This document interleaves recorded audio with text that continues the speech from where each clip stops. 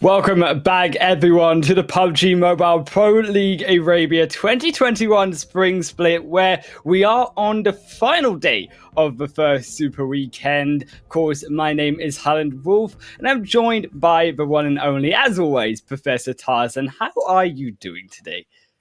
Doing wonderful.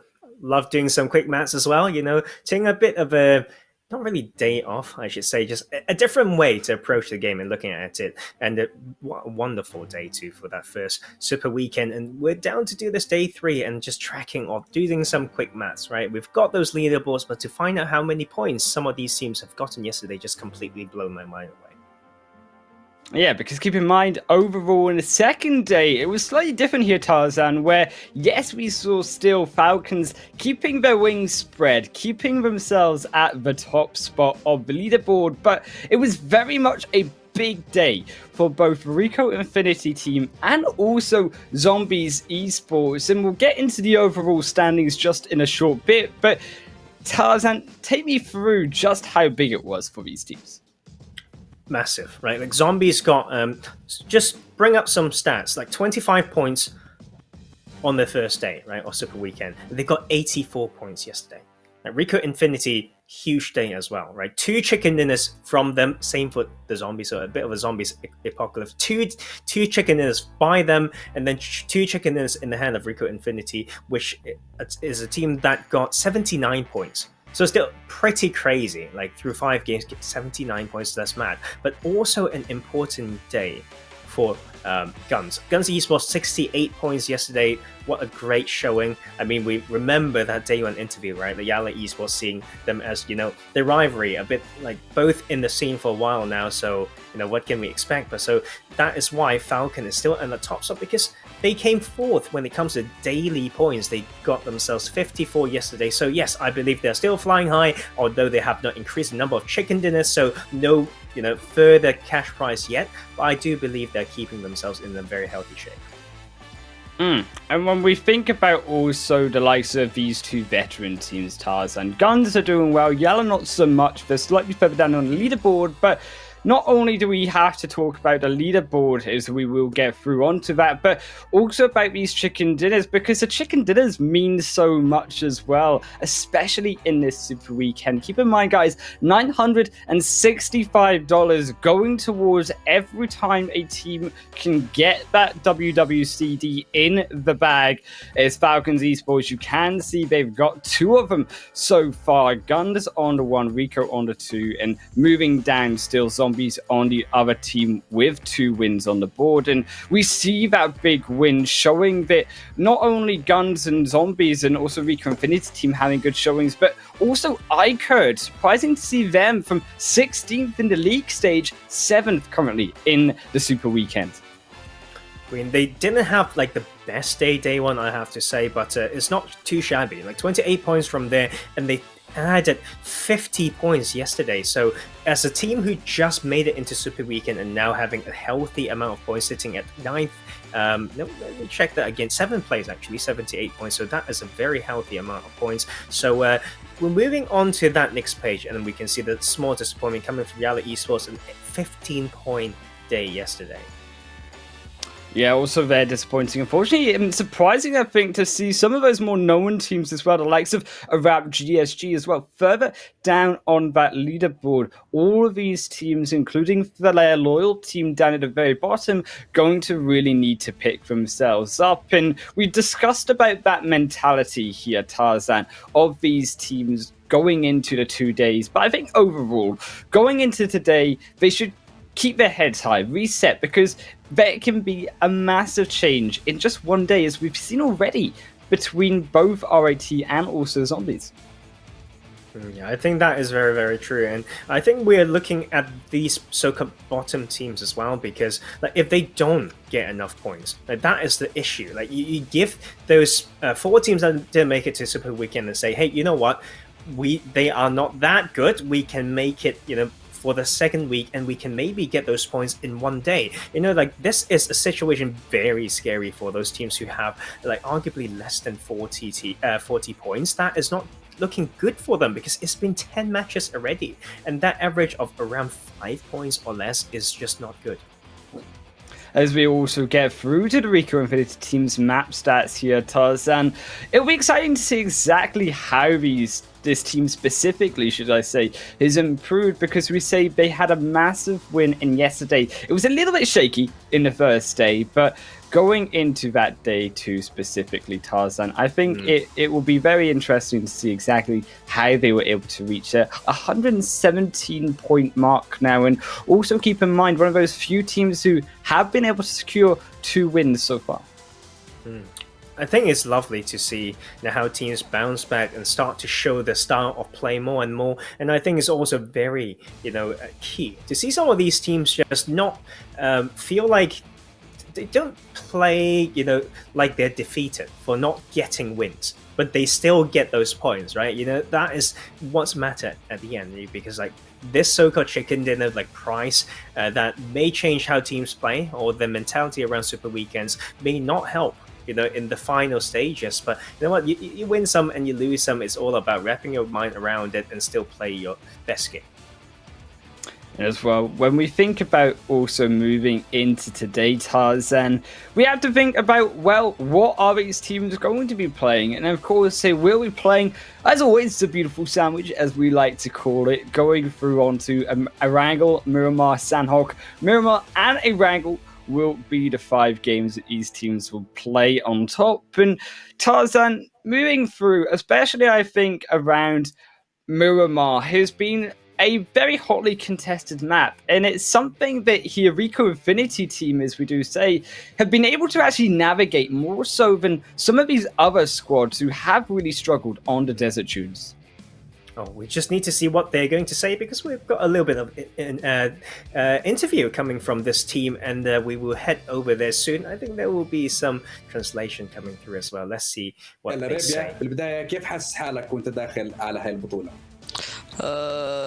والله داخل بحماس كبير انا وتيمي، باذن الله بنقدم اكثر شيء نقدر نقدمه.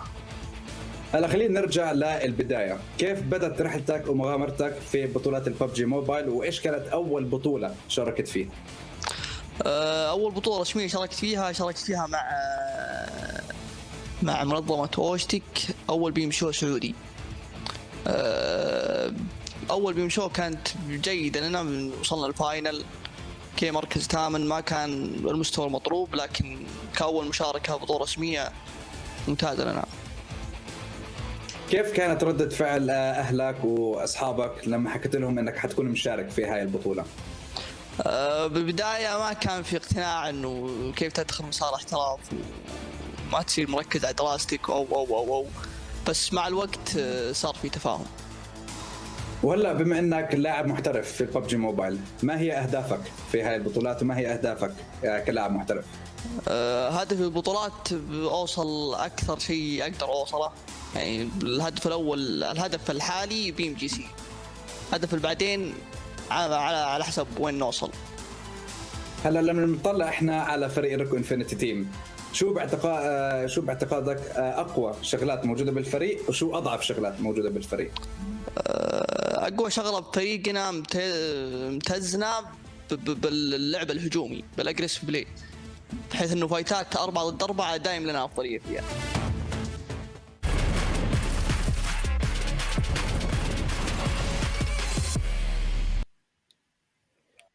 There we had Prestige from RICO Infinity Team telling us there, Tarzan, that it is offense, it is the story of their squad. And not only, though, was it Prestige and RICO Infinity Team, as we say, having a big day, I think also the other player that we have to keep in mind here is YaLLa from Zombies, who had such a massive standout from that first and even second day now in the Super Weekend as we move into those match stats.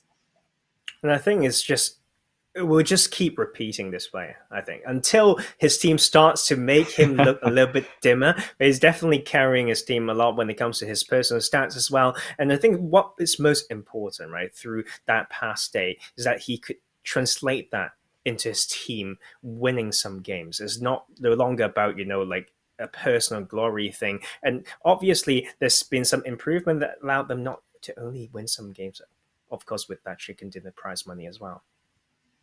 I think overall it has been Salah, in a way, carrying their team, which surprises me, Tarzan, because on the other hand of things, actually, the rest of Zombies, they have really needed to step up just that little bit more. And I think, on fairness, we can say that Salah is just that little bit ahead of everyone else when it comes to the PMPL. But on the other side of things, when we think about some of those more veteran squads, like Arab GSG, like YaLLa Esports, what can they realistically do? Having that expectation as a veteran team here, Tarzan, to really bring out something special in this final day.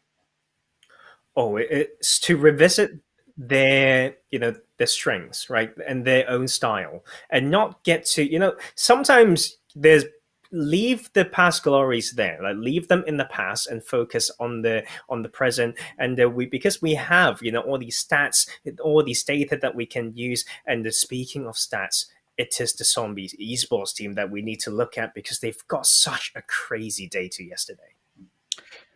Zombies having such a mega day there, and you can see the MVP player of their squad, Salah. But also, I think this is a very star-studded roster, and you can see there even Hamco showing up when it counts and really also being such a team play. I think between both Salah and Hamco, these have been realistically, for me, Tarzan, the two players that really stand out as the fraggers of the team. And as we say, Break and also their Human, both these two players that need to really step up just that little bit more, especially going into the final day, to maintain that lead that they have overall in the standings. And I think also, when you have such a dominant team here, Tarzan, does it also then really allow these other teams to bring their game up to that next level, especially when you're challenged by such a dominant team fighting squad?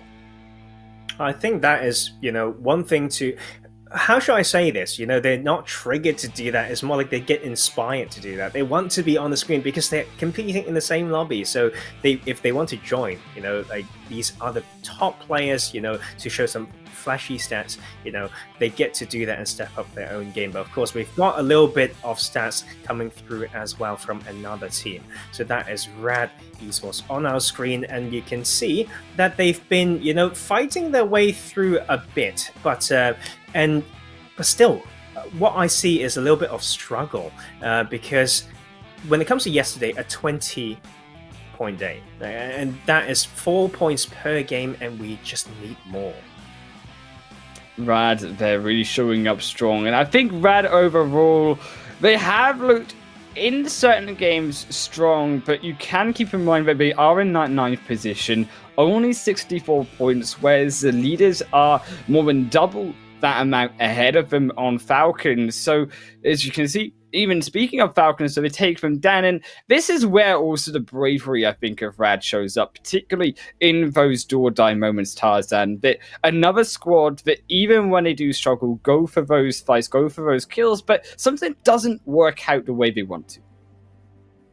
Yeah, but there's one thing that we can see using the stats is it's almost an ideal 1-to-1 kill point to place on point ratio as well. That is usually good news, right? But we just need both of those values to bump up the same amount a little bit more coming from this squad. But they at least have that one game that remember on Sanhok, I believe, where they got that chicken dinner. And of course, with this Sanhok sandwich again today, maybe that's where they can repeat their glory. I think on the other hand of things, when we go towards making our way to the bottom of the leaderboard, Tarzan, as well, it is going to be interesting to break that down, but we also have Salah versus NASR here to break down in between for us, Tarzan. So I'm going to hold that question off for you in a minute, give you some time to think, because as you can see, Salah and NASR are also these two players that are very, very close towards each other when it comes to that aggression levels. Almost the same amount of high damage, exactly the same amount of kills, almost amount of assists, knockdown, should I say, as well coming through. Salah, one of these star-studded players, and on the other hand, RICO Infinity team also matching that. I think there's some traits that we can see from both of these players. They are so confident in taking play, but that doesn't mean that they just run at someone, right? They just have that control as well. They know when to stop, and that is just brilliant fragging play. So still going to be T to T, like, and just very close between these two players. And after all, it's going to be that team game. And I believe they all been placed in a role to frag out like that, and they have their team on their back, not just to be carried, right, but to support them through the rest of this tournament. I think, as we mentioned as well, going through to the bottom of that leaderboard, I want to still ask you, Tarzan, what do these teams like Real Tiger 9 and also Flare Loyal Team need to do? Because it's not been all doom and gloom for these squads. I think that going into the schedule today, you obviously have 5 maps for them to play left for the first Super Weekend. And what do they really need to bring to the table that they've not brought so far? I think there are just quite a few numbers of adjustment to make. You know, like when you can see, I feel like they should hunt down each other is what I say. Like they see that they are in a little bit of a slump, they can maybe drop close to them or on them to, you know, even shake their core a bit more and start with those early kills, and then you can use that as your own momentum, because you don't want to end between a few teams that just been so aggressive and so confident. You need to find a way to, you know, hold your grounds, and I think that is one thing that we are yet to see more. You know, like the so-called hunting style we see sometimes in the other PMPLs, we're seeing it even in PMGC before, where teams just are setting up traps, and the teams that have been more proactive in doing those have been rewarded. And I think that is something that, you know what, repeat that type of history, not your mistakes, but, you know, learn from some of the best. I think in terms of learning from the best, as we say, we've already mentioned teams stepping up as well, Tarzan, but I also want to bring us to, I think, what was a surprising team who have been the best so far on the leaderboard, FalconsEsport, Tarzan. We didn't expect them to be the ones so dominant, especially not in that first day of the Super Weekend, but despite all our beliefs of other squads being the top, they have shattered those dreams of others, and they have made their way still for 2 days in a row now on that pole position. Yeah, I think it's interesting because they didn't come up as strong in those league stages. Like league play week 1, I know it's just 8 matches, but now that through these 10, they definitely have shown their strength. Maybe it was a testing phase, you know, maybe they're hiding something. Like, we'll never know sometimes unless they really promote it. Like, I feel like teams do sometimes have enough confidence to say, let's test things in league stage. We know we are just good enough to qualify and focus on what matters.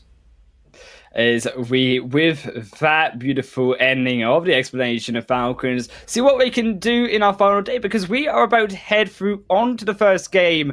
Erangel is the one we will start ourselves off with. And I wanted to also, while we head our way through onto the playing path, Tarzan, one of these core players of Falcons to really bring up another good showing today, Never Alone, who we kind of missed out a little bit, but in their own right is well in the top in these fragging plays. Oh yeah, like, I would love to have a bigger leaderboard, like, so we can see and just give these players a credit, right? And sometimes it's just, they might have done everything that they can. I mean, sometimes these stats are very flashy, but it comes down to the role of the players as well. Sometimes you're playing support, there's doing certain things when you're being the IGL, right? When someone's following your core and shining in their way, when they don't have to make the bigger decisions. You know, there's so much behind the scene. We'll first hit this playing path going from the kind of the middle from the western coast to that southeast part of the map. A very difficult playing path compared to what we've seen previously on the Super Weekend, Tarzan, because this really does cluster those teams on that western coastline. And I think for luckily many of these Arabian teams, it is actually in their favor of where they like to drop, the likes of Georgia Pole, Quarry, moving into Pachinki, even the South Island as well for these teams. But not only will the South Island be used as that bridge over into the left-hand side, the eastern side of, should I say, the Erangel map, but also keep in mind maybe a bridge with the zone going so far towards the western end into that northern side or into that edge where Roshawk and School do lie. And I think it's also so interesting to look at that Southern Island because we've got some knocks coming through already. A few teams that have been struggling. Loyal. This team got 18 points yesterday, right, against SCYTES. And SCYTES got 12 points at the bottom when it comes to daily scores yesterday. And when they are just clashing in that early stage, right, one team will be even more devastated when the other feels like, okay, this is the go time. Like, this is my time to shine. It's time to bounce back, right? Rad also, of course, we featured them earlier, but 20 points yesterday. We are hoping for more, but they're going for the typical drop, right, to that south side of that eastern bridge.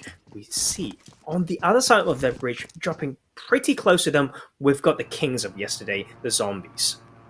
I mean, it is going to be just a little bit of a skirmish between those lower two teams on the leaderboard. But I think as well, the fact that zone has shifted so close to where everyone else is, Tarzan, as you can see, the beautiful paraglider coming through there from RTG.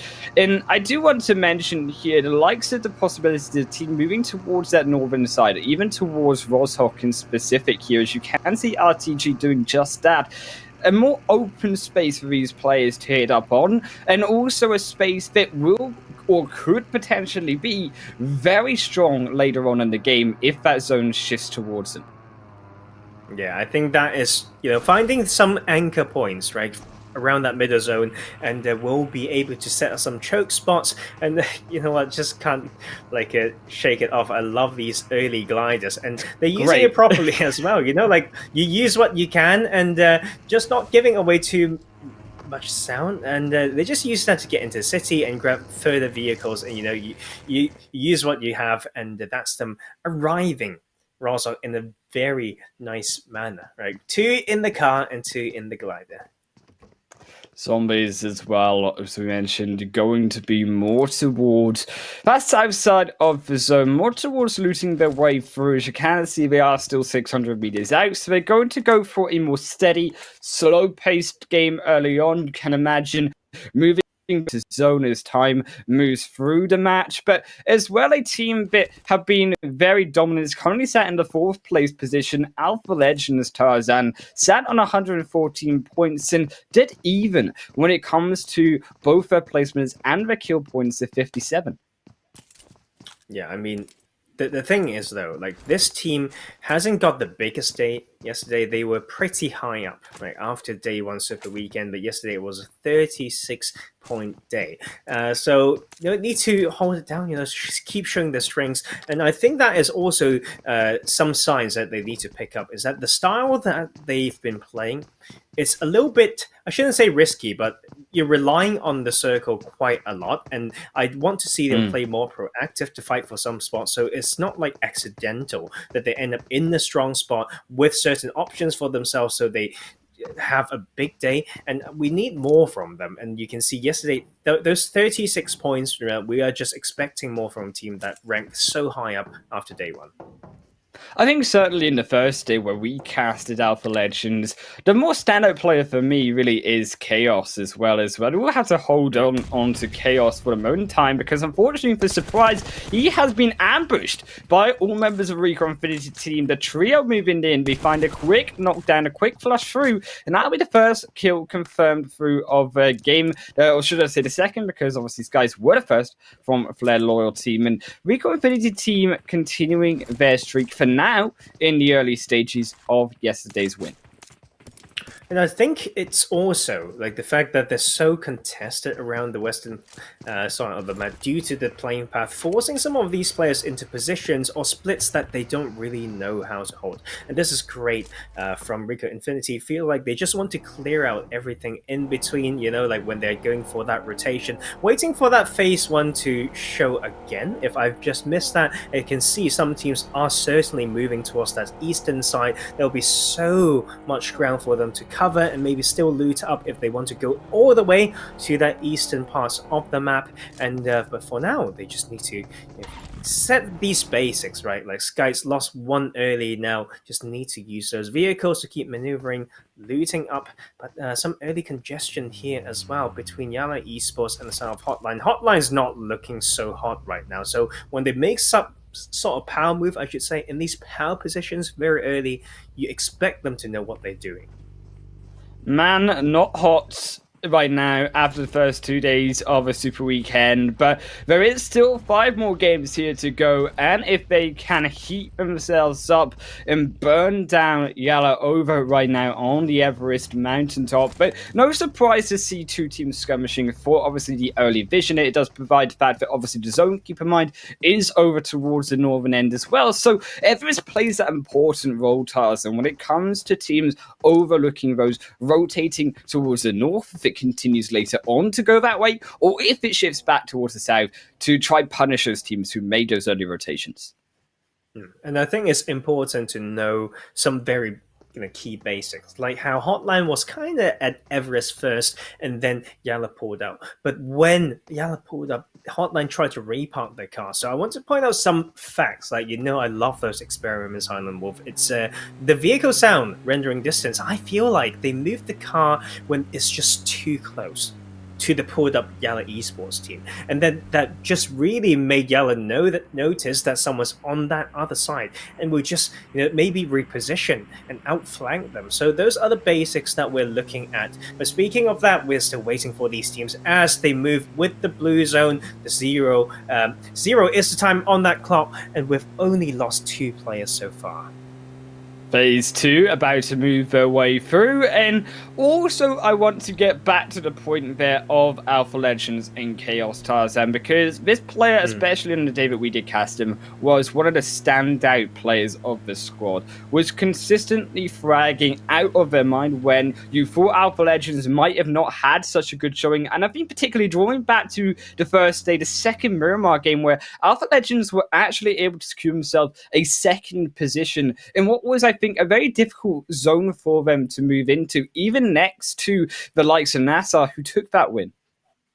And I think it's it's about how they end up in that position. I feel like they've been in there, they've been zone blessed a little bit, they fought some, there's no really a lot of fighting into the zone and claiming that spot, so I want to just see more from that team. And there's some mistakes sometimes, maybe from Jody, which I've seen mention him, used to being part of YaLLa Esports, but now with Alpha Legends, just sometimes you just in positions to get knocked and finish straight away. It's just something that you really want to avoid, right? But we see this part of the map still in play. Everest still very strong in this basically centered up phase 2 circle. So teams being around this area already from this western plane path will need to think, do I move, do I explore further, scout further, or do we just hold down the spot that we have currently? But do bear in mind, we have multiple teams like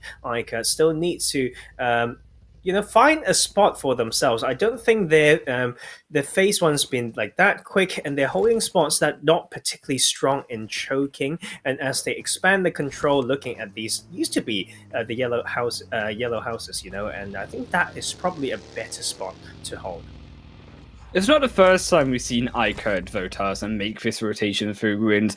We obviously saw them do so early on in the first day of the Super Weekend, but didn't work out quite so hot for them. They got contested around the castle part of ruins, and as a result, they got a knock, they lost a member, and that really set them up a little bit for a more difficult Game 1 of the Super Weekend. And it is surprising to me to see them try to control that space again, particularly around those ruins themselves, because overlooking the houses, that might be a lot more advantageous to take out players rotating and driving through what is a very tricky spot of those hills and those ridge lines just outside of ruins itself, around Headshot Valley as well. Skies moving their way against zombies on their own rotation in, though, and suffering an initial knock, but not going to be something too scary to consider here, because zombies, they're not able to follow it up.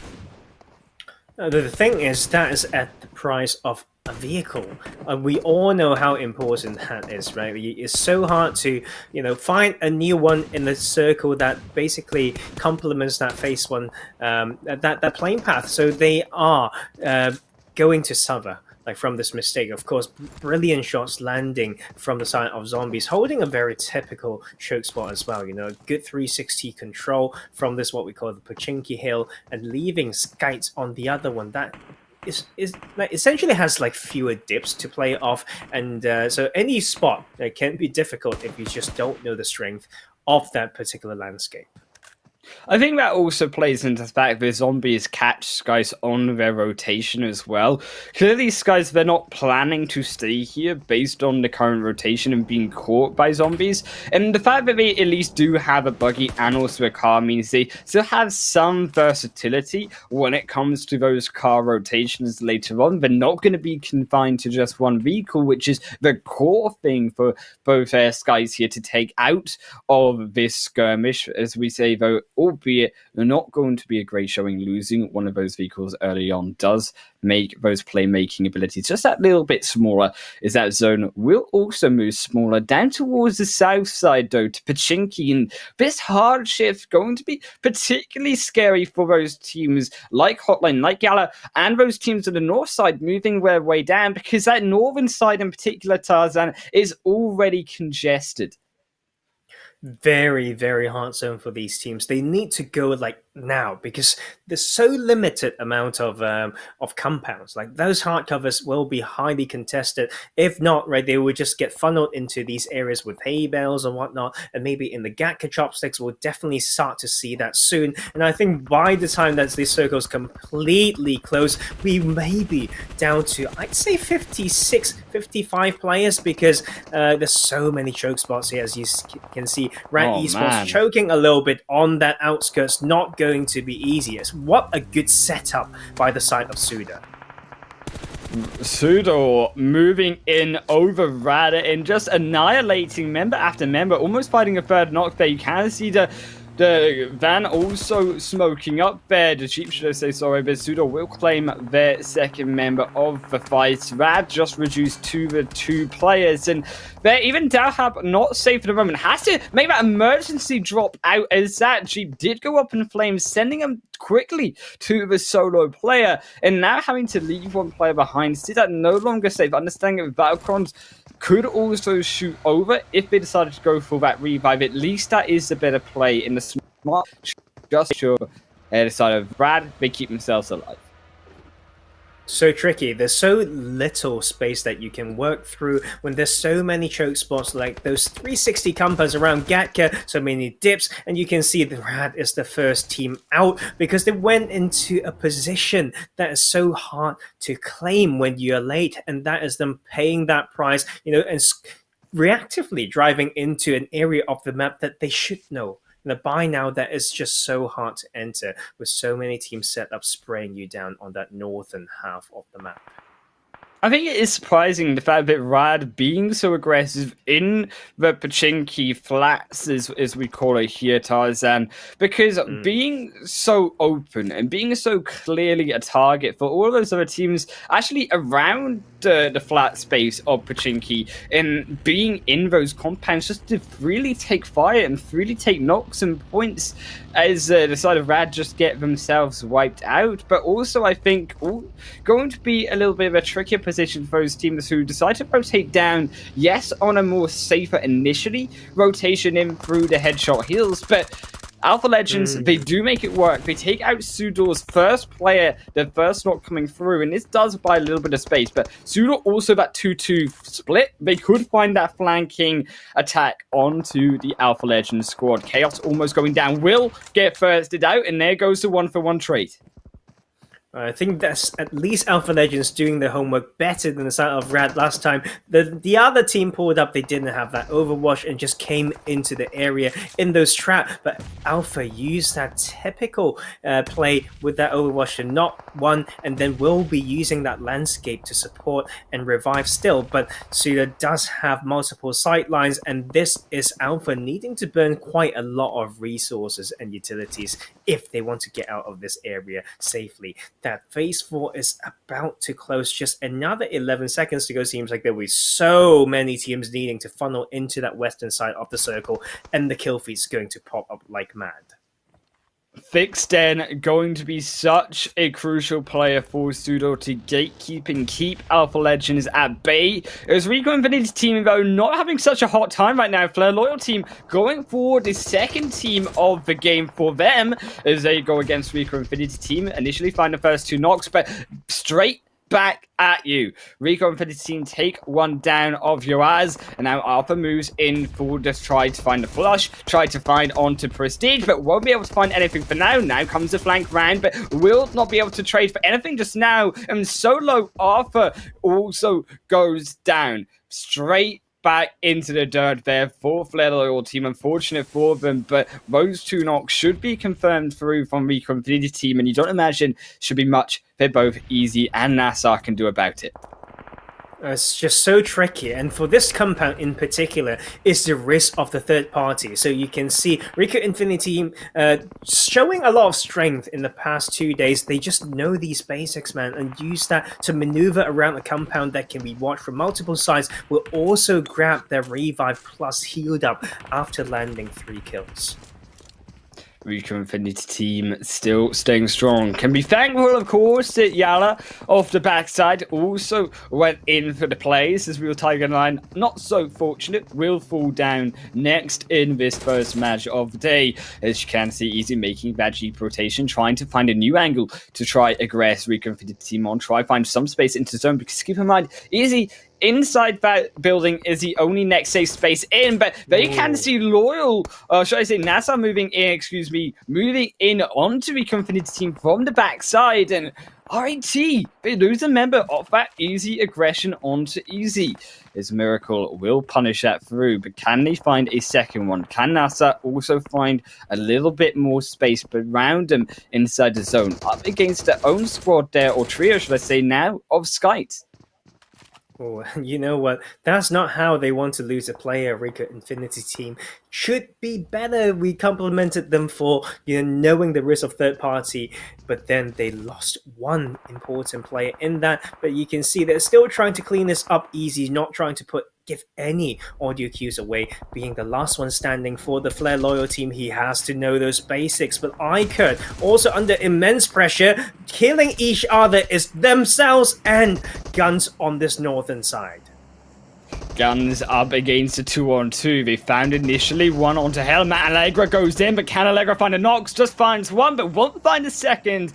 And iKURD get knocked out too, but that will buy time for them of the side now of GUNZ to really need to be quick on those revives, as that zone moves ever so close in. Easy still alive. The grenade's not going to find anything right now for RAT, but can RICO find a little bit of a pit? Can they find the right angle in? They still have a member knock. They still need to get Ragnar back into the match. Unfortunately, Ragnar moving away over to Prestige. There's also NASR uses smoke road as it dissipates through to try survive. There's spray going in though. Easy cannot find the shots and won't be the second knock for now. Easy has to retreat back. Also has to take the Jeep because this is the only way in. You have to go in for their fast rotation, being so far away from zone. In fact, probably the furthest away player from that blue zone as it closed it in. Very, very risky for them. Flare Loyal team down to the solo player, straight through all the members, and unfortunately for them, you do imagine maybe they get taken out, but it is RICO Infinity team. They are the ones that suffer. Prestige will get knocked down to just 2 members.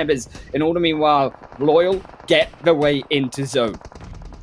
Oh, RICO Infinity team, wanted to clear out the bag. That last player eventually distracted them from planning their rotations, and they're down to those 2 players. Just finding a way to force into the zone is not going to be easy between Ragnar and the side of the team. I think they're just gone. That is one play. The distraction from one player have faltered their plan in this game. Boom. Just like that, another 2 free squads move their way out of contention. An easy Flare Loyal team keeping this team alive, keeping their hopes alive. Keep in mind, the side of Flare Loyal in last position going into the day. This is so crucial that they stay alive. NASR also up against Zombies between YaLLa as well. There's no team member or no squad here with a good position inside this zone. Only realistically SUDOR up on the northern side, but the south side is another story. Look at Saleh coming in from the backside. Tarzan NASR, they could be knocked. They suffer 1, they suffer 2. Flare Loyal or Easy will also fall down, but alongside their NASR, a squad wipe coming through from Salaya. Just the outplays coming from Zombies.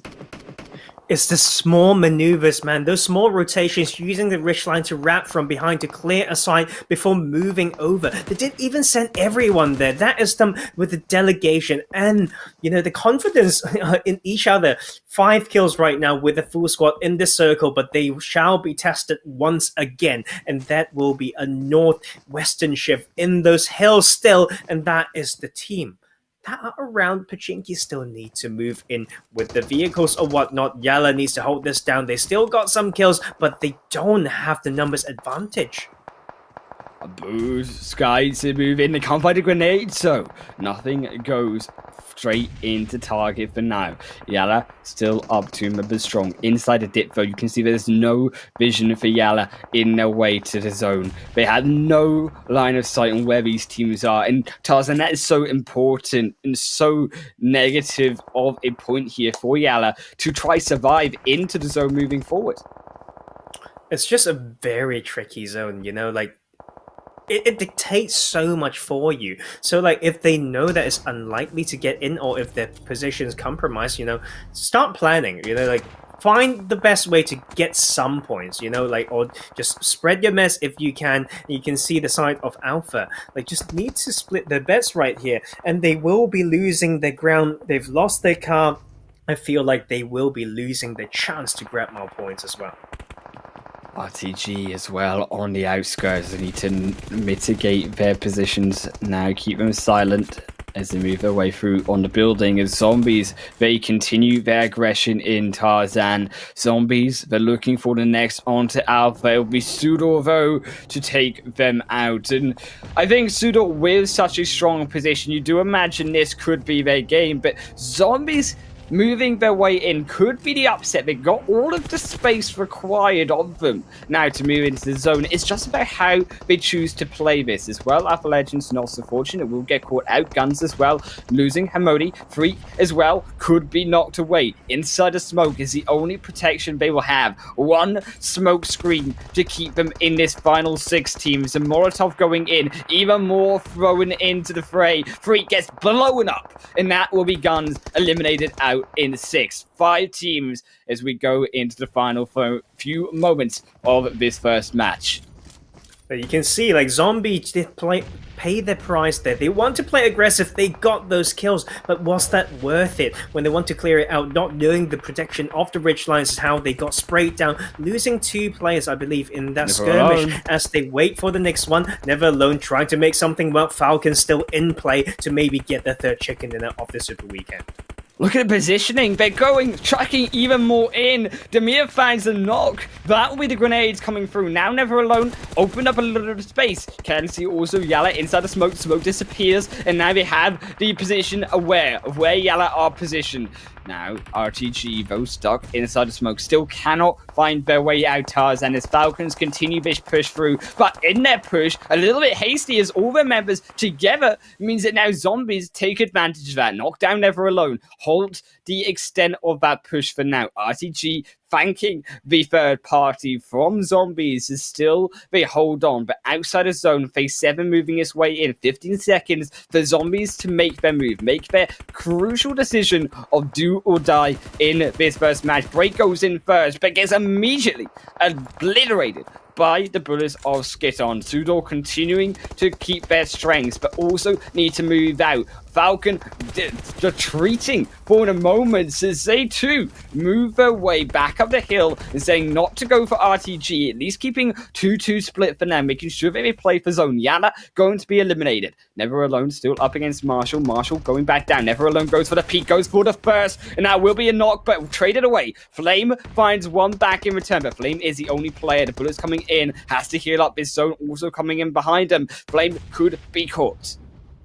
Oh, it's so tricky. Falcon went to clear this western side, but that might not be the best plan for them. They will still get those kills though, but they need to grab these revives. But what's the cost? Because that Zombies spraying as they are trying to come in from the southern end, and that is also a time for SUDOR to come in as a full squad as well. Zombies had all this space, Tarzan, to move their way into zone from the south side. They were gifted this opportunity to make it into the 7th zone. With RTG out, it leaves them all of the space they would need to keep themselves in this match. But can SUDOR continue to hold off both Zombies and Falcons? All of these top 3 teams up against RTG, the lowest currently in 7th. A big win here could send them straight up onto the top of this leaderboard. 7 points as well going towards them. This could be a 20-pointer for them. But if they can only keep themselves alive, Falcons, they still have the full squad. Zombies, the duo, though, as well. Still, SUDOR with the 4 members up. The 2-1-1 split coming out from them. Ooh. Edging Falcons closer into the zone, pinning them down. Fixed end so close as well. As it will be Demar to find one crucial pick onto the Zombies. Bring them 2 down to solo. Break the only one alive. Skit on knows Break's positioning. And as soon as Break comes up, you do imagine they get blown up. And I think SUDOR has the circle here with that relative high ground as well. But there is also the chance of using that relative low ground to just peek and shoot. You know, that third person peek can be so deadly. And although down to 1 player, Break can still make some of these dreams break and shatter. SUDOR, the 4 members still up. Falcons, the 4 members still up. 1 kill point separating these players. Can Falcons equalize by stealing Break away for themselves? Can Break survive in this blue zone long enough to secure at least a 2nd position? Zombies very hopeful. They're edging their way in, but as they move away from the tree, no more protection. The blue zone moving, edging their way in. The ridgeline, the only protection here, Tarzan, is Falcons. They hold on for now. You can see backpacks are gone, but some of these players don't even have vests anymore. Falcon's been fighting continuously, so you can see Break. This is make or break. You need your backpack off, man, and he get found, but he will return with that reflex, and the damage has already been done to Falcon. Falcon down to the duo, down to the solo, you do imagine here, as Lack's gonna be the only one alive. But can they find the kills, Tarzan? That is the question. No, they cannot. Last falls down. 1 more to go. Never alone. Say goodbye, because it's SUDOR who's saying hello to that chicken dinner. $965 going their way, Tarzan. And SUDOR, what a showing from them. So close from getting that 3rd one from Falcons. I think, that ridge line, and the timing, maybe, burning too much utilities and even losing their vest in the earlier engagement was the issue right there. But SUDOR finally joining that party and grabbing that chicken dinner, much needed points and money as well. With that game, they will bounce themselves up to the 70-ish point mark, or even reaching almost 80, but much needed chicken dinner from this team. Much needed chicken dinner, and we will get to see that breakdown after a short break, as we will spin it over to a BRB, where we will be joining you back to explain what went down.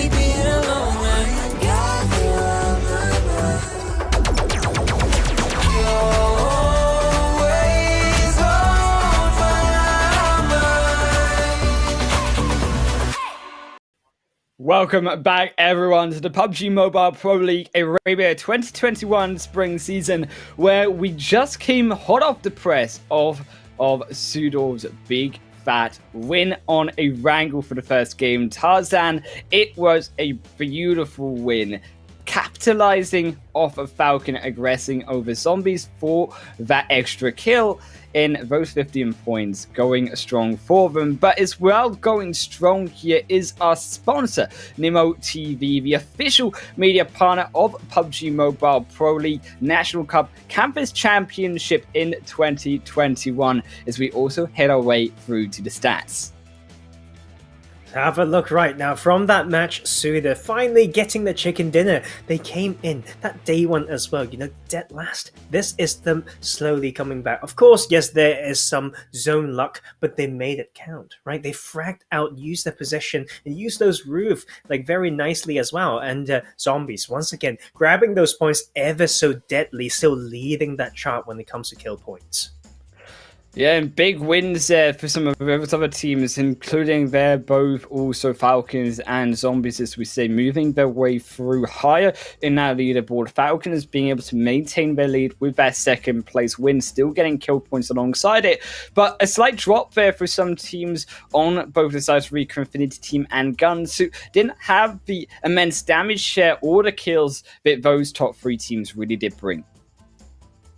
You know what, sometimes about the zone, losing certain players when you don't want to made it a lot harder. One thing that we definitely saw there was RICO Infinity Team. They were in position to do big things, right? But they were so tunneled onto that particular skirmish and forgot about, finding a way in. And I feel like it's times like that that a team really need to show that they are still good. Those are the pressure in the situations, and they can't, you can see they just react to it when they feel like, oh, the blue is here, oh, people are looking at us. They know that, they knew it, and they need to expect it and play accordingly. I think as well as we move our way through to the top players, we'll also get to see a breakdown of how some of those really big plays did go through, because you do imagine the likes of Saleh are going to be on there. Yes, there they are, no surprise. And also Never Alone, alongside Damar for Falcons, and SUDOR, the other one, Fidan, joining up though with the highest damage shed and most kills. 7 kills going through for Finden, alongside Salah for 6. These two players really call once again to showing those strengths for this team. And I think it's just props going over to Falcon as well. That was so close. And I think that is them using those splits very well and with the knowledge of sweeping when they need be. But SUDOR all started right here when they set up this split. To control all the entrance points into the church area, and those even on retreat, knowing that they cannot contest the Pajinki church, they will get funneled into the other teammates to work bit by bit, get compound after compound, and they started the game that way. And there, I think as well, the likes of RICO Infinity Team, as you say, going so aggressive, that was their downfall. The likes of even Flare Loyal Team outliving them when it comes to the end of zone. But it was that really mad dash into zone that did throw a lot of these teams into the dirt. And then from there, it was those type of plays, especially from Zombies, off the outskirts of zone, the back stab from Celia, really bringing them to that third place over NASR. And I think as well, on the other hand of things, you think about the likes of Falcons moving their way up through the zone, and especially RTG as well, because these teams down on the opposite side, where there wasn't so much vision for them to take control of over teams on the other end of the map. These are the small things, right, that we always talk about, and sometimes under pressure you feel like you're so tunneled, you don't remember all your weak side, etc. So these teams, especially coming through from Falcon and Zombie as well, that you can see they keep themselves pretty cool, until SUDOR says, we've been, chilling all game and we are here to take away that chicken dinner.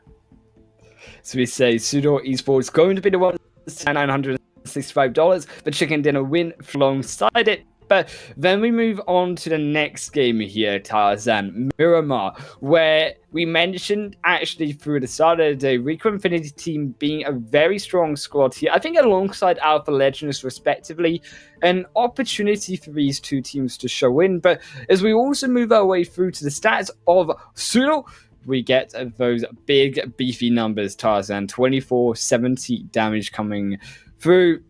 And also those, I believe, 10 kills down towards the bottom. And I think this is a team that, when you see them play together, have been very, very, as we say, on the other side of things, moving to the deserts, Tarzan, it will be how can they keep that momentum up? Because there are those other teams that I mentioned that have had those statistically better showing the desert. I think they've definitely shown like that strength in knowing how to create a split that makes sense, like when it comes to, and so yeah, we're going to see more from them, and they need to bounce back even more. And let's have a look at the stats. You know, like Fadan, we mentioned him leading the damage chart this game, being top one there, leading when it comes to kills as well, 7 kills, 6 knockdowns, and very efficient when it comes to those heal as well, 135, not too much. And I think that's also relying on the positions that they held to be very efficient, dealing damage, but not feeling so much pressure from those enemy teams. I think as well, Feeden going to be one of those core players moving their way through onto the second game, because as we say, when it comes down to these fraggers, we've seen very flashy plays coming through from them. We've seen mega plays, especially even already, as we say. So they once again on that backstab play over to NASR, saving them, I think, to that third position. But I think you cannot underestimate the life of also RICO Infinity team, and then, as you say, SUDOR of Feeder. These, I think, 4 teams in total have been the most aggressive squads. And going in, obviously, to the next map, it's not just about aggression. It is about positioning. It's about making your plays on moving into zone as well, and making sure that you set yourself up nicely, which is something we don't often see from them. I think then for these lower teams, we have seen sometimes those better positioning plays from them, and it could be, as a result, them taking their shot at the top. I think there's some school of thought that I sometimes lose track of coming into tournaments. They are supposed to be all good, right? This is the PMPL. This is the Pro League. We've been casting different levels, and sometimes you can still see some of those low-level mistakes, but it's about them having the ability, I realize, to still take wins. When maybe the luck is on their side, when they're feeling better. I think it's in these things that we realize maybe this is what separates these teams apart. From those teams still mingling around PMCO, what we just call Tier 1. This is the Pro League, and we are expecting a lot from them. And you know what? Just can't wait to see more on that Miramar map. This is the Pro League time. You've got to make sure that you are ready, and you're ready to bring your A game here for all of these 64 players, these 16 teams in the Super Weekend. As we say as well, it is the final day of the Super Weekend, the first week of 3, where it really does matter now for some of these lower teams, as we mentioned them again. I think moving into these overall standings, Tarzan, we will get to see more of a breakdown of just how much it separates, because the likes of FalconsEsport at the top, they've done their work already, I think, in the first week to make sure that they've had a good showing, to make sure they've picked up the points necessary. But these teams below, they still need to make sure that these final 4 games, they are putting in the work to make sure that them being here was worth it. Yeah, I think if I'm FalconsEsport, right, just any part of the team, I would know that I'm averaging 14 points per game. So, how do I maintain? How do I progress? Sometimes complacency is really, harmful. There's no place for it if you want to be one of the best. So now that it's working that way, I think they need to find some sort of balance, to see, okay, what do we do now? We keep doing what we're doing. How do we maintain? How do we even progress, and improve if they know that there's more to be done? And I think, especially in terms of those lower teams, more to be done. The likes already of SUDOR, currently in 9th position, but that win really boosting themselves up. And I think when we look towards those early initial mistakes out of the first game, as you mentioned, which really do stop a lot of these lower end teams from being able to progress to those big points. The likes of SCYTES losing a player off of Flare Loyal the moment they landed in around the South Island military base, and as well, even the likes of Arab GSG, their positioning later on in the mid game, even we mentioned the likes of Rad getting caught out by SUDOR. These sort of, how do I put it politely, amateur mistakes that you would expect to see in PMCO level, not being aware of your weak sides, not being aware of how you want to move forward, what your next steps are, and how to adapt if they go wrong. I think it comes down to a little bit of laziness.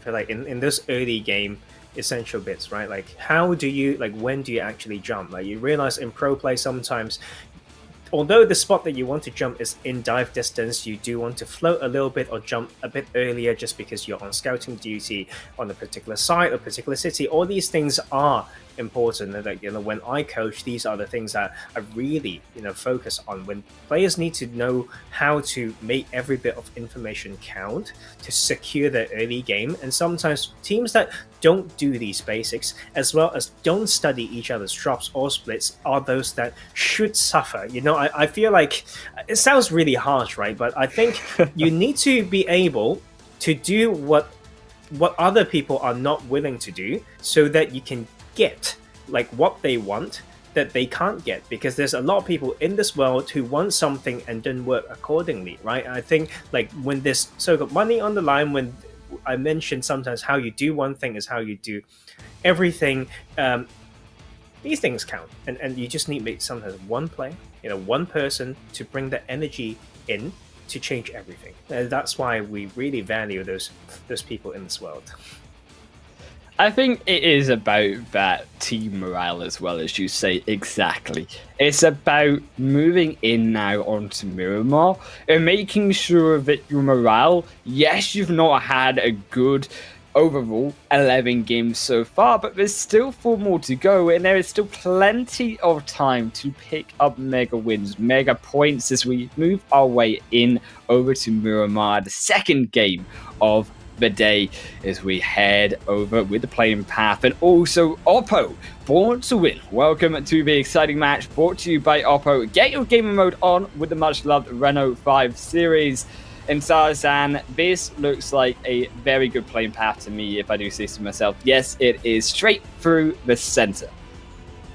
It allows so much access as well. I know Chumasera and places like that can be just a little bit far, but not far enough to stop these teams from going. I feel like they just need to get to those vehicles, and so many options for this playing path. So it comes down to this analysis once again that we've talked about, the studying, as well as those early important basics like I button, parachuting, splits, adjustments, like when there is some new information that you don't expect. So all these things will dictate that early phase, and that early pacing, of course, we'll still need to wait for that phase 1 circle. I think in particular where these skirmishes have been for these teams have been around that mid-game mark, in punishing those who don't have the positioning on Miramar, because it has been overall, I would say, on the Desert Dunes, a very somber start from all of these teams for the most part. And I think especially when we start to test ourselves on other parts of Miramar, yes, we've seen the west, yes, we've seen the south, we've even seen the southeastern side of Miramar, but we've not seen the likes of water treatment around Happy End of Patalon, where by phase 2, phase 3, it often gets ignored. So a new test, a new dilemma for these teams to encounter. I think it's also, once again, a little bit of that same style compared to that match 1, is having that phase 1 circle very like complementing that claim power very well. Okay, so you will end up maybe claiming compounds that have been looted before, and it's very hard to figure out whether it's been dropped on or has it been looted along some of your enemy's rotation path. But that will also means that there's a lower chance to replenish your resources as you fight your way in, and if you need to get some of those, maybe you need to kill some enemies. So not an easy one, but we first have Falcon working their way through this game, starting from a very southern position, and that's none other than Los Leones. I think overall we do have to keep in mind of, yes, the power points of the likes of Hacienda Patron overlooking the ravine between both of those two hills of Hacienda Patron, and also there towards water treatment being such a strong position.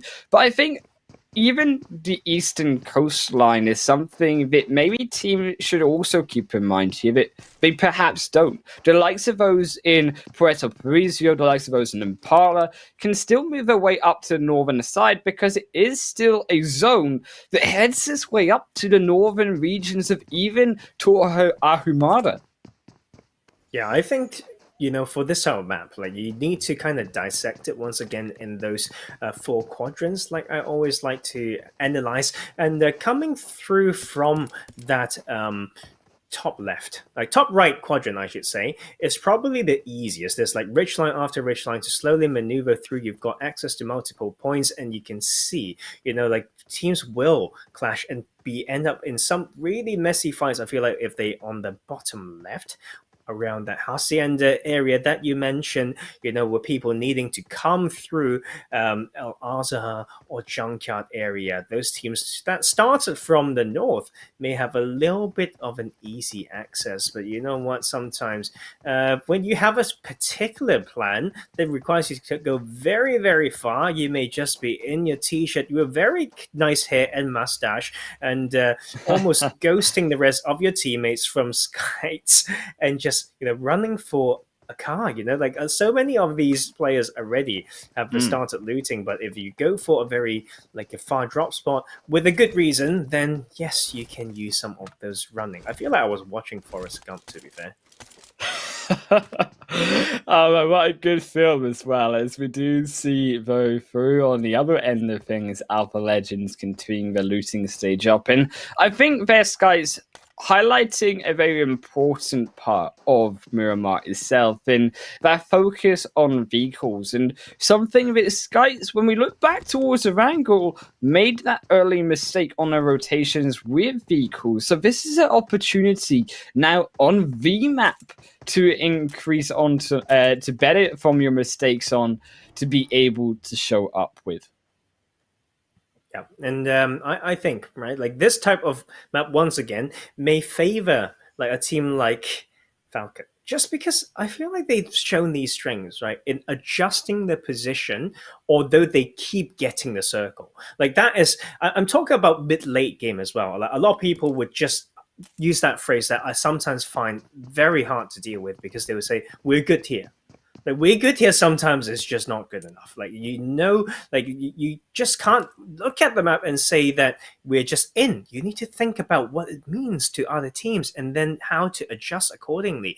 And the Falcon being in this game, once again, that will keep, needing teams, to rotate within the circle again and again. I think this is where they shine. I really like that idea and that mentality coming through, particularly when we look at zombies here, Tarzan as well, because moving out to Picardo early on, based on how this zone could go, is actually a very smart idea. Not only do you then potentially move your way up towards the Hacienda del Patron plateau, overlooking also San Martin, but also the fact that you get yourself out of Picardo, which come the later phases of Miramar, actually doesn't work out in anyone's favor, I would say, is more so a choke point where around you is those open straights, and then above hills after that teams will shoot down and look upon you from. Yeah, exactly. So the time rotation is much needed. Knowing the strength and weaknesses of a spot is just basic at this level of play now. And we see Arab GSG. We are hoping more from this team, like for sure. Like been struggling, and I think having a nice skin on a nice car is one way to start feeling Oh good man, about yourself. And I know how you feel about those skins. And, you know how I feel about the beat, but if you have the skin, Tarzan, you have the win. That is what I say when you have the style, when you have the flash on those Miramar buses. Oh, you know what? Like, it's not is it actually an established theory. I feel like that when people actually don't feel like they're in touch with their character or not in the element when they're not in the right outfit, we'll tap into some like personality things soon. I don't know, sports psychology or whatnot, but I can't fault that if that's just how they are right now. Just use it to their advantage, right? And Hacienda, so many split compounds all around, all with their strengths, and teams just need to know how to maneuver through it. Use it well, okay, and most importantly, I'd say, it's know what it means if they get that compound, because often we see teams claiming a compound that's so strong, but it's very conditional. What I mean is that those compounds sometimes will just completely leave you, to so many teams looking at you and spraying you down after, one or two phases, and you just want to move out, like once you're done using the strength of a particular spot. NASR Esports as well, just got to hold up for now towards more so that safe end. And I think for the likes of when we look at phase 2, Tarzan, it does obviously depend on where it goes, but I think still it is a smart decision from the likes of YaLLa from GSG to be hovering around those power points of Hacienda Patron, because you can see as some moves towards the northeastern end, those power points really do play into a lot more when it comes to those teams on more the south end rotating their way up towards the top. And I think for the likes of SCYTES as well, it plays very well for them because they've actually been able to, in their own right, outlive a lot of these teams because they made up those heads-up plays with Tor Armada. Yeah, and I think this circle is just amazing. Like, based on how I coach teams as well, I think this is where teams who know rich lines and whatnot will shine, right? They need to be proactive into setting up. They need to know which segment of the map is easier to, control, as well as finding the next spot. And I think Rat is setting themselves up for a very good spot. Going from Cruz Laval into those series of hills, they can get so many control. Like they have dips, they can protect the cars, they've got 360 view, and the other good spot is obviously right here by the Flare Loyal team. Such a typical spot, right? With that high ground to control and choke rotations. Zombies Esports, they're making their way up, but what cost is for their loyal team shoot down upon them? But so far away, Zombies are able to survive for the meantime. Only going to take a little bit of a tickle from Haman, but we'll be able to get home relatively scot-free. And I think overall here, Tarzan, when we do look towards these teams rotating in, interesting, actually, the likes of both Rad and Hotline setting up shop between each other, because around this south end, both of these teams as well very much required to get these points on board in this game specifically. I think more so even for Hotline, the onus on them to be able to catch up in terms of the rest of these teams, be able to realistically get the way up towards the top in some form or another. Yeah, and there's just, the test continuously, I think, in these type of landscape, like I said, knowing how to split around it, knowing how to support, and then shifting focus when need be is just so key. And YaLLa is going to need to face up against the high ground from GUNZ, and this is a very good spot to fight. I think they need to control it and then use it to scout further. This is GUNZ also being a little bit too greedy, I feel like, in their split. It's not easy. I don't think it's greedy when it comes to the split itself. right? It's greedy when they try to peek and challenge certain things and not knowing those limits, and they are just losing their spot here, and may break the momentum coming through in this very good Super Weekend so far by them. YaLLa caught in between all of these teams, so rotating in. And I think edging the way out of the water treatment could be difficult for them, but more difficult, I think, for the SW1D3 Zombies, because their rotation was good away from Flare Loyal, but they just went straight into the fire, out of the frying pan, in now to SUDOR. They fight over. Can Salah find the critical shots? No, they do not. Zombies, the first to fall, and this is not the Zombies we saw yesterday, Tarzan. A much more Zombies where they made mistakes on the rotation ends, being so late they get caught by SUDOR already setting up shop, and SUDOR already again off to another strong start. And I think that's the issue. Like sometimes when you're so confident, you keep fragging, you forgot about certain basics. Right, like you came into, it seems like they try to enter, a compound that has so much potential to third-person peek and stay stealthy, but Zombie just went for it anyway, and that caused like maybe a double knock coming through, and they eventually lost the fight. Right, and Salia can maybe play and wait for others to make mistake, but he's so confident in his play, trying to take the 1v2 or 3, essentially 1v3, yeah, and just didn't even win the 1v2 in that one. So like these things. Right, it's where you see the weakness when you have the hype and you didn't control it well enough. Arab GSG, one of the teams that were putting YaLLa on the position, but I think also smart understanding from them, especially when we look at their positioning and their more strength, I think, in positioning, particularly on Miramar. They're moving ahead of the game, making sure you don't get too caught up on a team who at the moment have a bad position, but then you don't end up yourself having a bad position by the next phase. As we do keep in mind here, Tarzan, phase 3 already has shifted, is already now entering into phase 4, and this is where teams now need to make the work and rotations, because come phase 4, phase 5, phase 6, it's going to be too fast to make these big, wide rotations that teams would have otherwise need to make at the moment.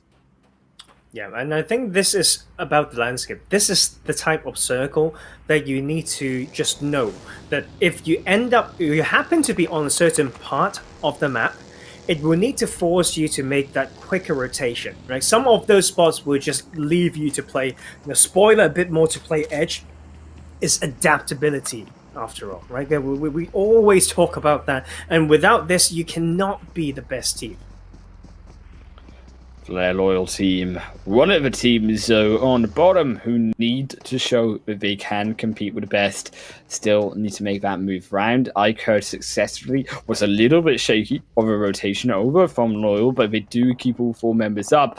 Not so much so can be said, I think, for Alpha Legends, who are keeping it very, very silent. But surprisingly, Rayman goes for the shots, and yes, you have 4 members alive, but letting your position be known when you're already being engulfed by the blue zone. The fact that SUDOR, they didn't even know someone was there, but now that you let them know, is there really an escape that Rayman can even consider at this point? He just needs to know his rotation paths, really. Like I think, as you can see, he tried to play spoiler, then he's got teammates to try to anchor position now for them to get to, and I think that is why he was so confident in doing it, knowing there's an escape path and whatnot. But look at this ending, I love it. I love Cruz del Valle as a city. I love the outskirts of it. I think it really tests those skills. I think it is a good mix, right, to balance between these landscape as well as city fights. I think on terms of Cruz del Valle, and specifically this northern side, it's someplace when we mention map knowledge as well, Tarzan, these teams might not be as familiar with it. And RTG, hard rotation in, but hard they fall as 2 members already knocked down to making the panic move straight into the buildings just for some protection. AZ will fall as well, and Just Flame and Senke alive as they 2 are in this cluster around buildings of the zone, but coming out of that cluster in towards the center of zone is so difficult, and I think it will be very interesting to see how these teams make their way towards those ridge lines away from the flats. And even the likes of HOTLINE behind all of those teams, yes, they have a good position right now on the church, but they are probably one of the worst teams off if it makes that hard shift towards the west. I think they need to keep someone, in that high ground, even just outside of the circle, so that they can start to assess the rotation pass out of the church. Yes, otherwise it's just a strong position on paper, but they haven't assessed, what could happen from that. And then we see Alpha Legends coming into this part of the map that I feel like is important to cruise through, really sweep in the clockwise manner, through those ridges, but they just need to rely on those basics and start fighting their way through. YaLLa's also in the area, iKURD also joining that party, NASR with a 2-2 split. Eventually they will need to have a bloodbath on the southwestern side. The blue zone's coming in. It's looking for some dinner Tarzan, and it's looking for some players to nom up as Phase 4 closes its way through to Phase Numero Sanhok, and it will be Alpha Legends moving their way through in now towards iKURD. iKURD on the edge of Sono.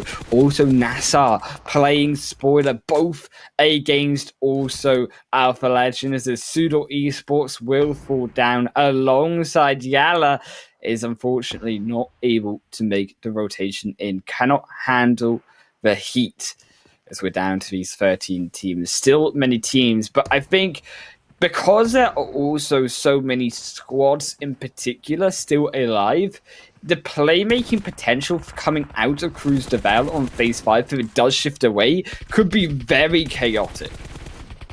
And I think that's why I like the position of Red. I always talk about finishes or mid phase of the game, mid game, or even later game. If you want to play City, right, you need to know where to crash. You need to know you crash into a side that allows you escape strategy. After you crash in the side that can protect vehicles as well, and then you can see Red can have compounds to punish teams coming through the city, as well as a priority to leave the city if they need to, and that also protections from all the sides. I know the city like the back of my hand. I think Red is setting themselves up for a very good game, just playing their position as long as they do their delegation of angles right. NASR as well, needing to find their way into zone. They make the rotation through, leaving iKURD in the dust. But can iKURD punish him on this flat land, on this rotation in?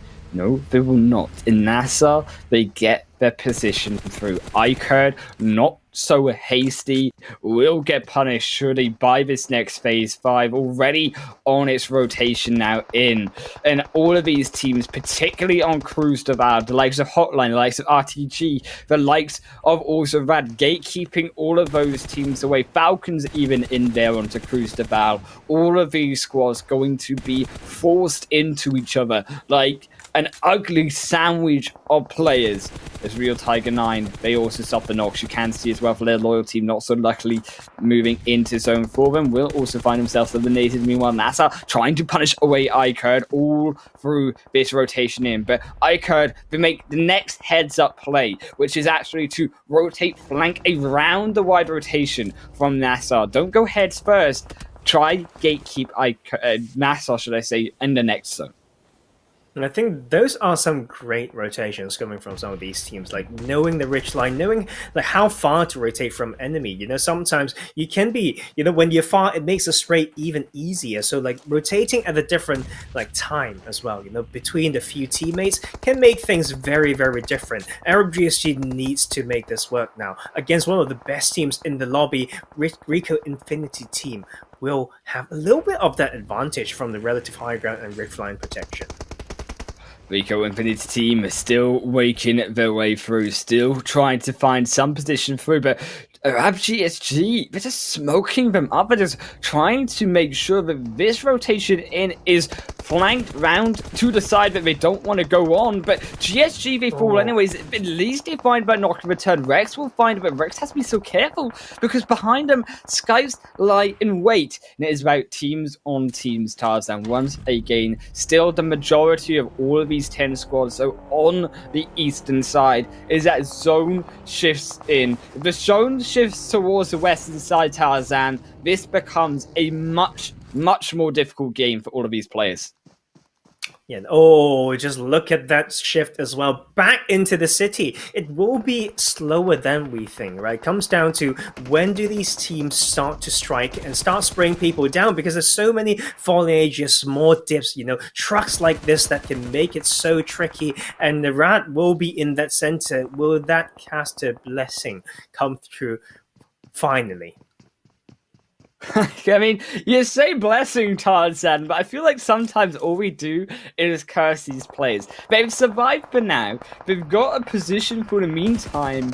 Rad, they've taken a chicken dinner win off of Miramar before. It is up to if they can do the same thing again, though. And also NASR, another team that are taking their own chicken dinner off of the hot map itself, moving their way through into zone. But unfortunately, only now Nabu alive.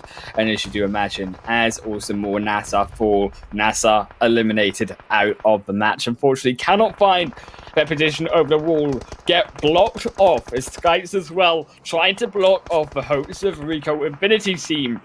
2 players still up is also GUNZ fall down. RICO Infinity team going for the 2-1 split, but still they're edging their way in through the flank side of zone. Still as well, SCYTES need to be aware that SCYTES aren't even in the zone themselves.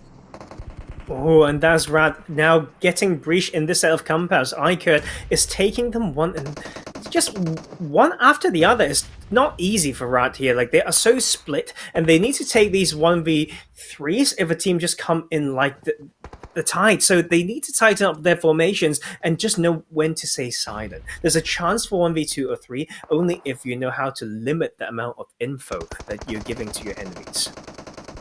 iKURD, they are up, they are hugging Rad with everything they've got. Rad hugging those bullets straight into the bodies of SCYTES.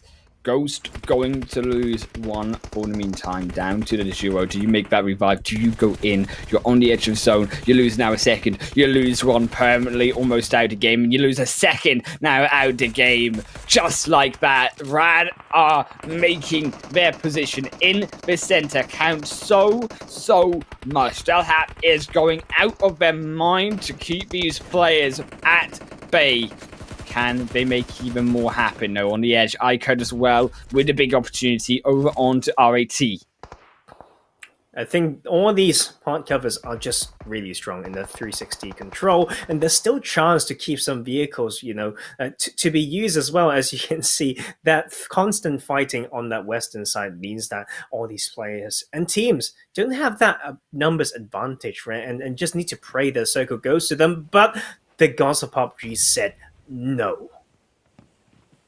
Falcons, one of, I think, the only team, if my math serves me right, that have the full squad available to them. So they have the most options in their hands based out of players alone, which gives them such an advantage when this zone as well goes in towards them. Only 40 meters they have to travel. Some of them already making their position known inside of the safety. They've got a building to their name as well. And this could be actually Falcons with that shift down to phase 7, stealing this game away.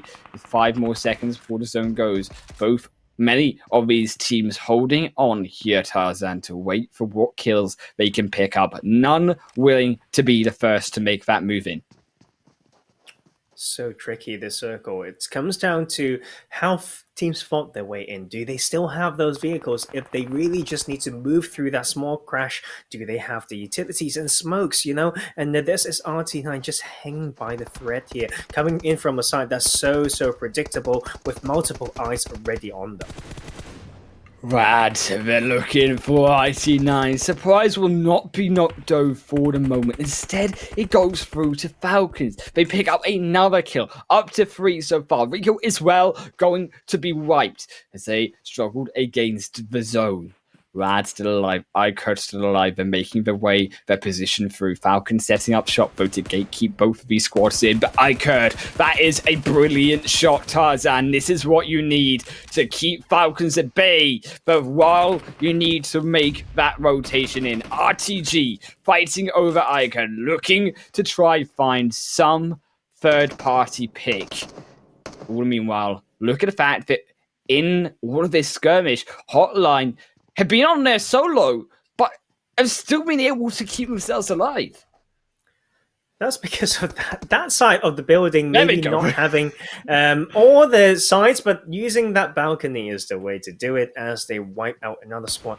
So many potentials in here. I think it's really about the timing.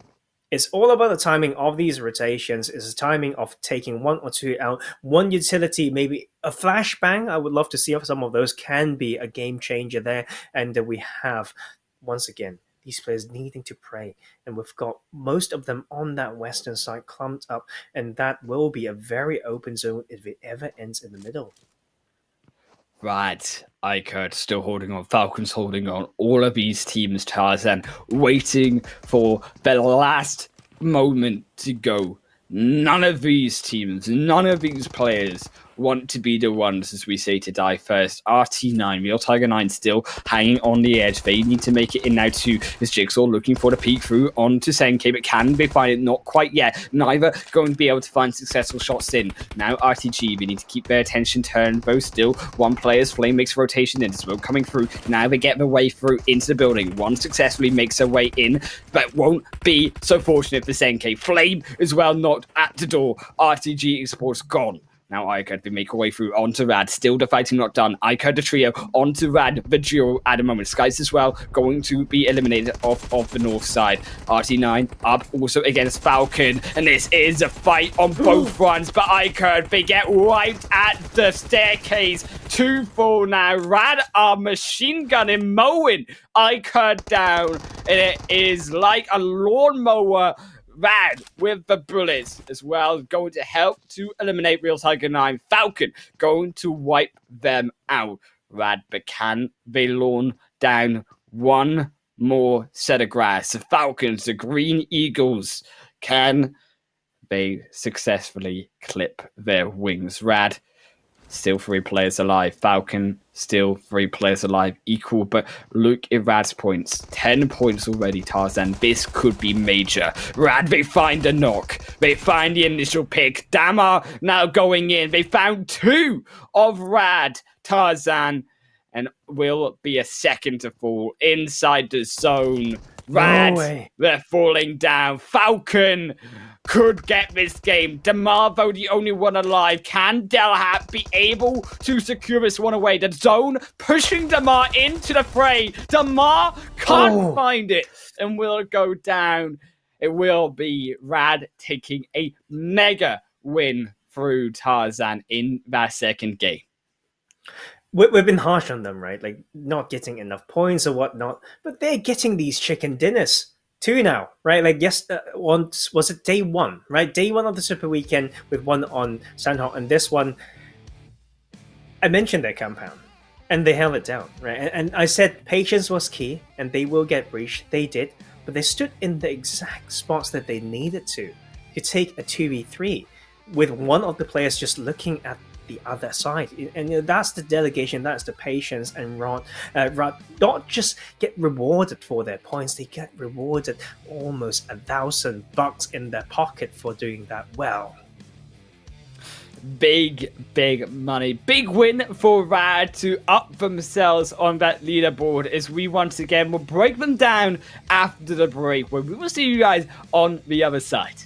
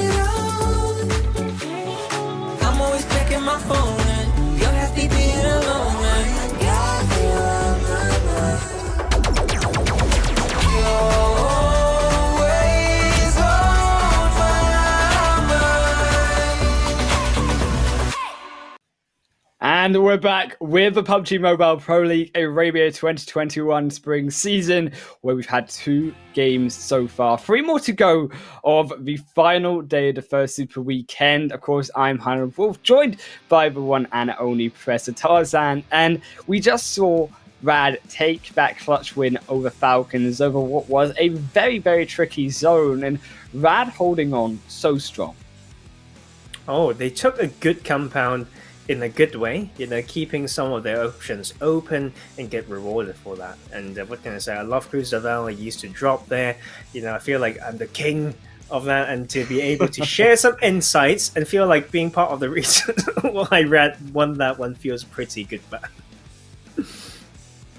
Oh, man, I mean, Rad, they really needed this win, to say the least. I think they were slipping, to really be honest with you here, Tarzan. And the fact as well that coming off of a mediocre first game where they made some silly mistakes, they got caught. Keep in mind it was Rad who got caught by SUDOR when running through Gatka Fields and then just got blown into smithereens. This is some confidence back for us and for also Rad fans as well. And I think also keeping in mind the fact that Chicken Dinner wasn't handed to them easily. Falcons as well, they had the strong position into zone, and I think it is on the other end of the table disappointing for Falcons fans, because this is now the second time this weekend that Falcons have been just 1 placement away from winning that Chicken Dinner and winning the $965. 2 second places in a row, and I think it's them, like, through that mid-late game, they're making something that's not quite clear, right? So, like, they tried to do something to clear one side, yeah, I get it, but what's the cost of that, right? Earlier, they tried to fight off a team and then use some smokes right on the spot instead of using it an aggressive smoke. So it's those small things, right? Like when they made it just harder for themselves, right? All clumped up on one edge, making a lot of noise, and you know what? Like they still got those points and still leading that leaderboard very surely. But Rad, what a huge game for them! 28 points from that one, bringing them close to 100 marks soon. Big win coming through from Rad. And I think also surprising to see actually RICO Infinity team down on the bottom. Alpha Legends struggling down on the bottom for the second game in a row. Zombies as well. 0 points. Wiped out from SUDOR, who both 4 kill points that they picked up the only points that SUDOR as well bring after what was a very strong SUDOR game in the first match. No, I think we kind of went through that already. Like it was something when it comes to scouting or whatnot, some overconfidence maybe, and that you just need that mentality, man. Like you need to know. Sometimes you need to play like someone's in the position. You can't always just charge in, otherwise you will get heavily punished. Especially with Sanhok being the next map, you just need to have those ideas. But with Rad, like over 2,000 damage this game, and then grabbing 13 kills for themselves. What an important win for them. Oh man, I mean, getting those points is so crucial, as you say. And I think overall, looking through the highlights of this game, we do get a consensus of teams pulling up into compounds and teams pulling into positions that don't actually work out for them. And this issue of when you take a compound, when you take a space, and even when we look through from Zombies to RTG later on, when they make that mistake pulling into Cruz de Val, straight in between all of those teams on a late rotation, not knowing how to stabilize themselves at their end point. Yeah, I think these are the basics that we repeat ourselves again and again on. And the sort of RICO Infinity team, using a spot and being a little bit, how should I say, lack of patience. If they played it a bit more stealthy, it'd be easier. But they've survived kind of long enough. Being the last team surviving, coming in from that western side. As well as you can see Falcons using a player advantage. Initially, they did have those 4 members to move the way through outside of the grave site of Cruz de Val over towards now the buildings. And then unfortunately, It was iKURD who ran into the machine gun lawnmower frenzy of Rad, and they just mowed down, as we say, Falcons as well. Were able to find their chicken in the victory. The zone helping them out. The jump shot, not quite on target, but in the end, it was Desha to deliver the final blow. And I think when you do actually think of the likes even of Falcons moving into a second place, yes, they're staying consistent, but on the other hand of things, you got to weigh up both the different sides of the coin here. But Falcons, not only is this the second game in a row, but the second time on Miramar, Tarzan, they've suffered a second place. 2 small mistakes, and that must get in their minds, you must think, a little bit. Well, there's something that they can definitely rely on is that point average that we may see later on, but for now, let's still celebrate. Rad, I feel like there's some sort of a correlation between the team getting interviewed as well as showing up strong in the day. 2,085 damage and just pulling the way through, like a 28-point game, so important. And we just need to see more. Like, feel like Rad is one of those names as well, like other than YaLLa and GUNZ, that has sometimes been forgotten. But like if you go back and check, like and the history of PUBG mobile esports, you see this name again and again, actually. I mean, to be fair, it is what we would expect on the other side of things here, Tarzan, as well, from these veteran teams. And it's nice to see veteran names come in with new rosters still be able to have the same level of result and the same performance that we are used to seeing in these teams. Because keep in mind that as rosters change, as players move along, even if we remember back to the fact that YaLLa, not so strong a team now after unfortunately losing one of their players through to Unicorns of Love, now playing in the PMPL Western Europe instead, which I think overall has hurt them. I think that when we look to some of these other veteran squads like YaLLa and also like Alpha Legends, we say, not being really the super strong showing that we do expect from them.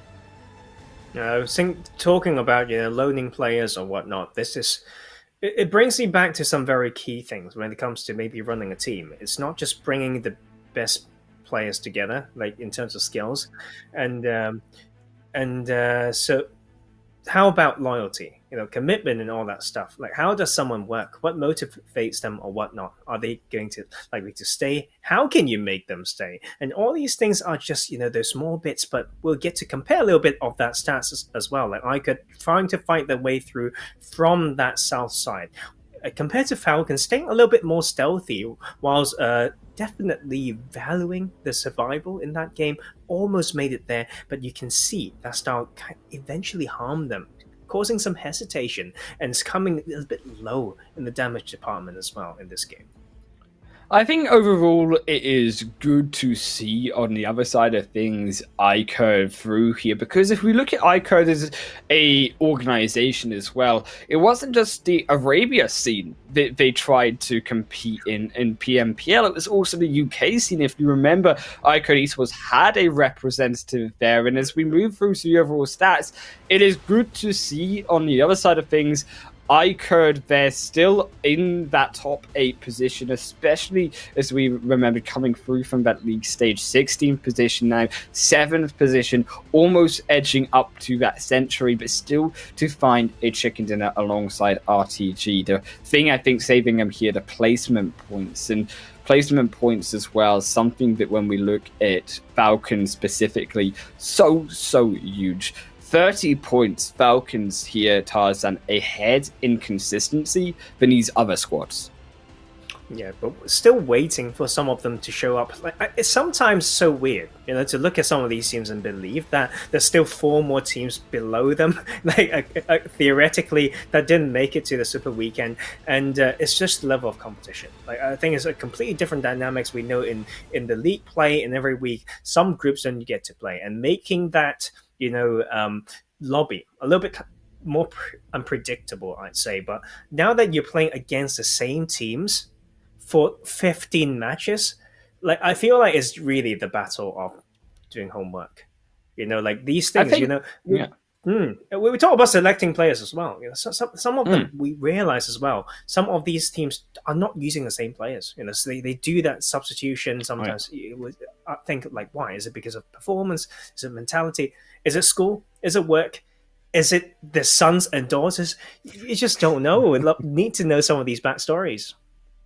I think as well on the other side of things here, Taz, and we do have to keep in mind that this, although might not go some of these players' way, it is, albeit, much more practical in terms of practice against more teams. So going into week number 2, going into week number 3, these squads and these rosters that have had their chance to fight these extra 15 games every weekend, they're going to be set up a lot more cleaner going into the next 2 days of league play to actually consistently make it back through to the Super Weekend. And I think that is, on the other hand of things, these other 4 squads that we've not been able to see, including the likes, I think, surprisingly, Galaxy Racer, that Indian squad that comes into the PMPL Arabia, invited team no less, that won't be so strong on paper moving through to that second week.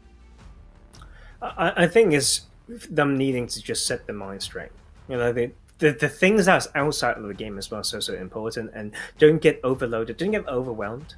Okay, then once you set your mind straight, set it right, then be efficient when you come together to talk about the game again. And they've got time to prepare, right? And so it's these things that we don't get to see that makes so much magic. But like before we go, to that next game, Falcons are just flying right now, like averaging more Falcons than 14 are points a game. slaying it. They are really slaying it, Taz. Imagine having every game. Exactly, right? But can they do it again? We need to see, because do Falcons fly on Sanhok? Do they fly in the jungles? We need to find out. I think they do. I think they must do, right? Judging by Falcons and their showing as we head through onto Sanhok, it will be the jungle. The rumble in the jungle, no less, that we will get to see one more time in the first Super Weekend. And I think this, obviously, as we say, we don't need to really think about the playing path too much, because, as you say, I'm going to steal your own words here, it's only a 4K by 4K map, Tarzan, so teams will be able to go wherever they want to. But on the other hand of things, where you decide to go initially, I think also teams need to keep in mind of moving into positions later on into zone, because as we do see that zone go over onto the mainland side, you might think on one hand, this is great because we don't have to worry about which island we go on to, but the mainland is so huge and there's so much difference in between where that zone is actually at. No less than keep in mind, we still have a portion of that southwest island open, even places that you wouldn't expect, like Kampong and the edge of Docks Cave, all still possibilities that teams need to consider. Yeah, so many choke spots, like this is a very, very hard map, and I think it needs players, to know when to transition into a different strategy.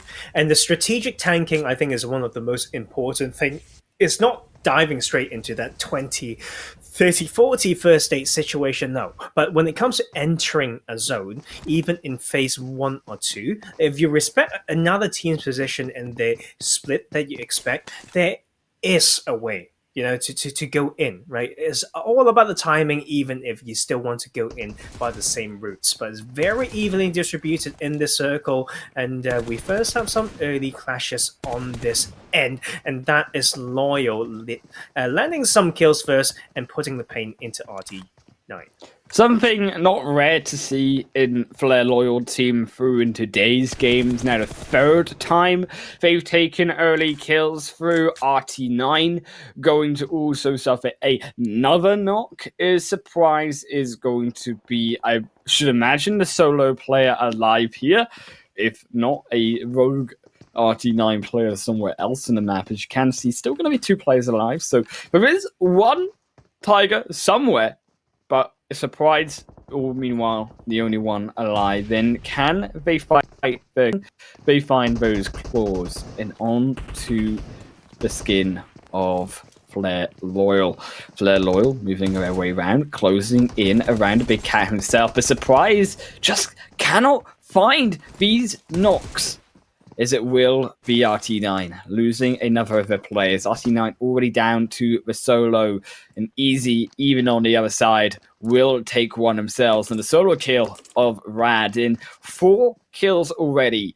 It might not be a team that is consistent in placement points, but they are certainly picking up points when it comes to these kills, Tarzan, in the early stage. I think it's great to see it as well because you don't have a lot of experience fighting against each other than in scrims, right? In this map. Like, this is something that we need to consider. If this is the map that they shine, they will get to do it, okay, and get to practice it in the week 2 of league play as well. And so them being the bottom team right now at 36 points, like 8 points behind the 15th place out of GSG, like Flare Loyal team can really use that momentum, to bounce themselves back up. They need to go through a lot of teams though, starting from that position, need to go from north to center, but nonetheless, a very important start, very much needed 4 kills. Keep in mind here, moving through onto this game specifically, you think that Flare Loyal obviously being at the bottom there, but not needing to get too many points. I think one good game brings them through up to the top. You can see just about a 10-point difference between them and around that 11th position spot on the leaderboard. So they, with a good result, could find it as Rab GSG as well, going to take one down onto SUDOR. SUDOR will unfortunately lose another for their troubles. Down to the trio each as it will be SUDOR edging their way through. The other 2 members coming in over the bridge, but can they support what Arab GSG have just taken out? I mean, there's no one there to support, and it surprises me that SUDOR are even contesting this, and that SUDOR aren't just willing to let this go and try find some place else in the future of this game, because as we say, down to just the 2 players makes it very, very difficult indeed as well. Alpha Legends moving their way out of Paradise Resort for the meantime, they will opt as well to go for a more centralized position into zone. Tricky. I feel like I'm still learning, right? As a player, maybe a coach, to like find out what's the best way to rotate with a car in this map, and so tricky because it's so small and you can give away so much info, and having so many players in it as well is just so scary. But you also need to use it, like keep it in your arsenal, because there are certain situations that you cannot get out of unless you have a vehicle. Okay, this surprises me here, Tarzan, because we mentioned it in previous competitions, taking the bootcamp hill early on. Now, iKURD, on paper, the hill over bootcamp is amazing. Yes, you get so much awareness on vision and so much awareness on crucial points moving and navigating through the map. But the problem for iKURD is I want to see if they stay there, because if they stay there, they're wasting time in the looting phase, they're wasting time in the rotations later on, and they're actually going to be left out without pretty much nothing here come the late game. Yeah, I think it's about whether they are happy with their resources right now, and then knowing how to split accordingly. And because we've seen teams who just claim that spot too early and don't know exactly like how to do that. At this caliber of play, when you are in that position, like people expect that, right? And they would try to go around that power position. And as we can see, sometimes this type of fight that is a bit least expected with a good setup will actually get you some more results, as we see the side of HOTLINE going against a little bit of a good 2-1-1 split and trapped by the zombies as they are just falling apart. That's not the way they meant in Hot Tarzan. They've lost a player, they're getting sent in with the mollies, they're getting cooked alive, that grenade through on to another. But can they keep themselves alive? No, it will just be Salah to come in. We'll be able to flush down out onto Mount Bay, and that will be the second to fall. And now just down to the duo for the side of HOTLINE. They're making the emergency exit. They put it on the gear 6, but so low. Molto will be, never even mind the duo, down to the solo. One more bullet would do it. They do find it, and it will be HOTLINE Esports driving into the rock, eliminating themselves in the misdrive. Oh Lord, I think that's something that you would expect, right? Like, and it's such a sad way to die. Like, it's good you have an escape strategy, you almost made it out, your car is on fire, and then you didn't die from any other ways. You just like crashed it and exploded yourself. Yeah, I'm just gonna keep it Big that yikes. one there. But Big yikes. it's a big yikes moment. And NASA in here, right? Like keeping the cars very safe, nicely parked, and the nice skin. Like if that's not a skin, I'm gonna be I don't know what to say. But nice cars there, parked well, and they can use it to maneuver out of Corey because it's a very punishing position if they need to leave later on. So that is something to bear in mind. Parking also important in Sanhok. I think this is also very, in particular, a interesting position through from Alpha Legends and the way they decide to split that. Because if you look at Alpha Legends right now on the map, they actually are split that 1 and 3 splits in particular here around Rad. So they're going for the options on whether this zone goes to who to meet up together to as a full squad, which I think overall is a very smart decision because leaving understanding the zone as well that it is so open and still remains very open for the most part, and there still is so many power positions that players can take. I like this in the patience and the awareness, but also keeping, as we say, mostly those 3 players alive around Rad to make sure that Rad can't make those heads up rotations when this zone shifts. Yeah, it's down to them to really do that work now, and I think shifting, like I say, shifting the focus upon every new phase is ever so important. There's one thing that really drew my attention there, Highland Wolf, is the fact that RICO Infinity team are playing a big split. They left Prestige, who we saw earlier in these interviews, to be around Docs. I feel like he is the member. To play that far position, to loot up, to maybe play that healing game, but I don't know. Like I don't know whether I like it. I think there are certain grounds to it, but he needs to, keep his options open. He should maybe have a vehicle so he can support his team if they want to continue to play as a full team. Because like I feel like it's good, right, to heal and get some more points, but that's rarely the way to go if you want to take the chicken dinner. I think on the other hand of the coin vote, it is actually RICO Infinity team who started off in Docks. So the fact that Docks is still and around that south end available in the zone, they have that understanding of, yes, it's a risk, but if the zone goes hard south, and because it's so tricky to play around that south side, rotating in later on, that if we keep a player there, it makes much, much easier for us to come back there if need be. But as you say, is putting all your eggs in one basket and keeping a player there. If the zone goes further north, vice versa, right? The fact that RICO Infinity team could then be seeing a 3rd game in a row where we don't pick up as many points.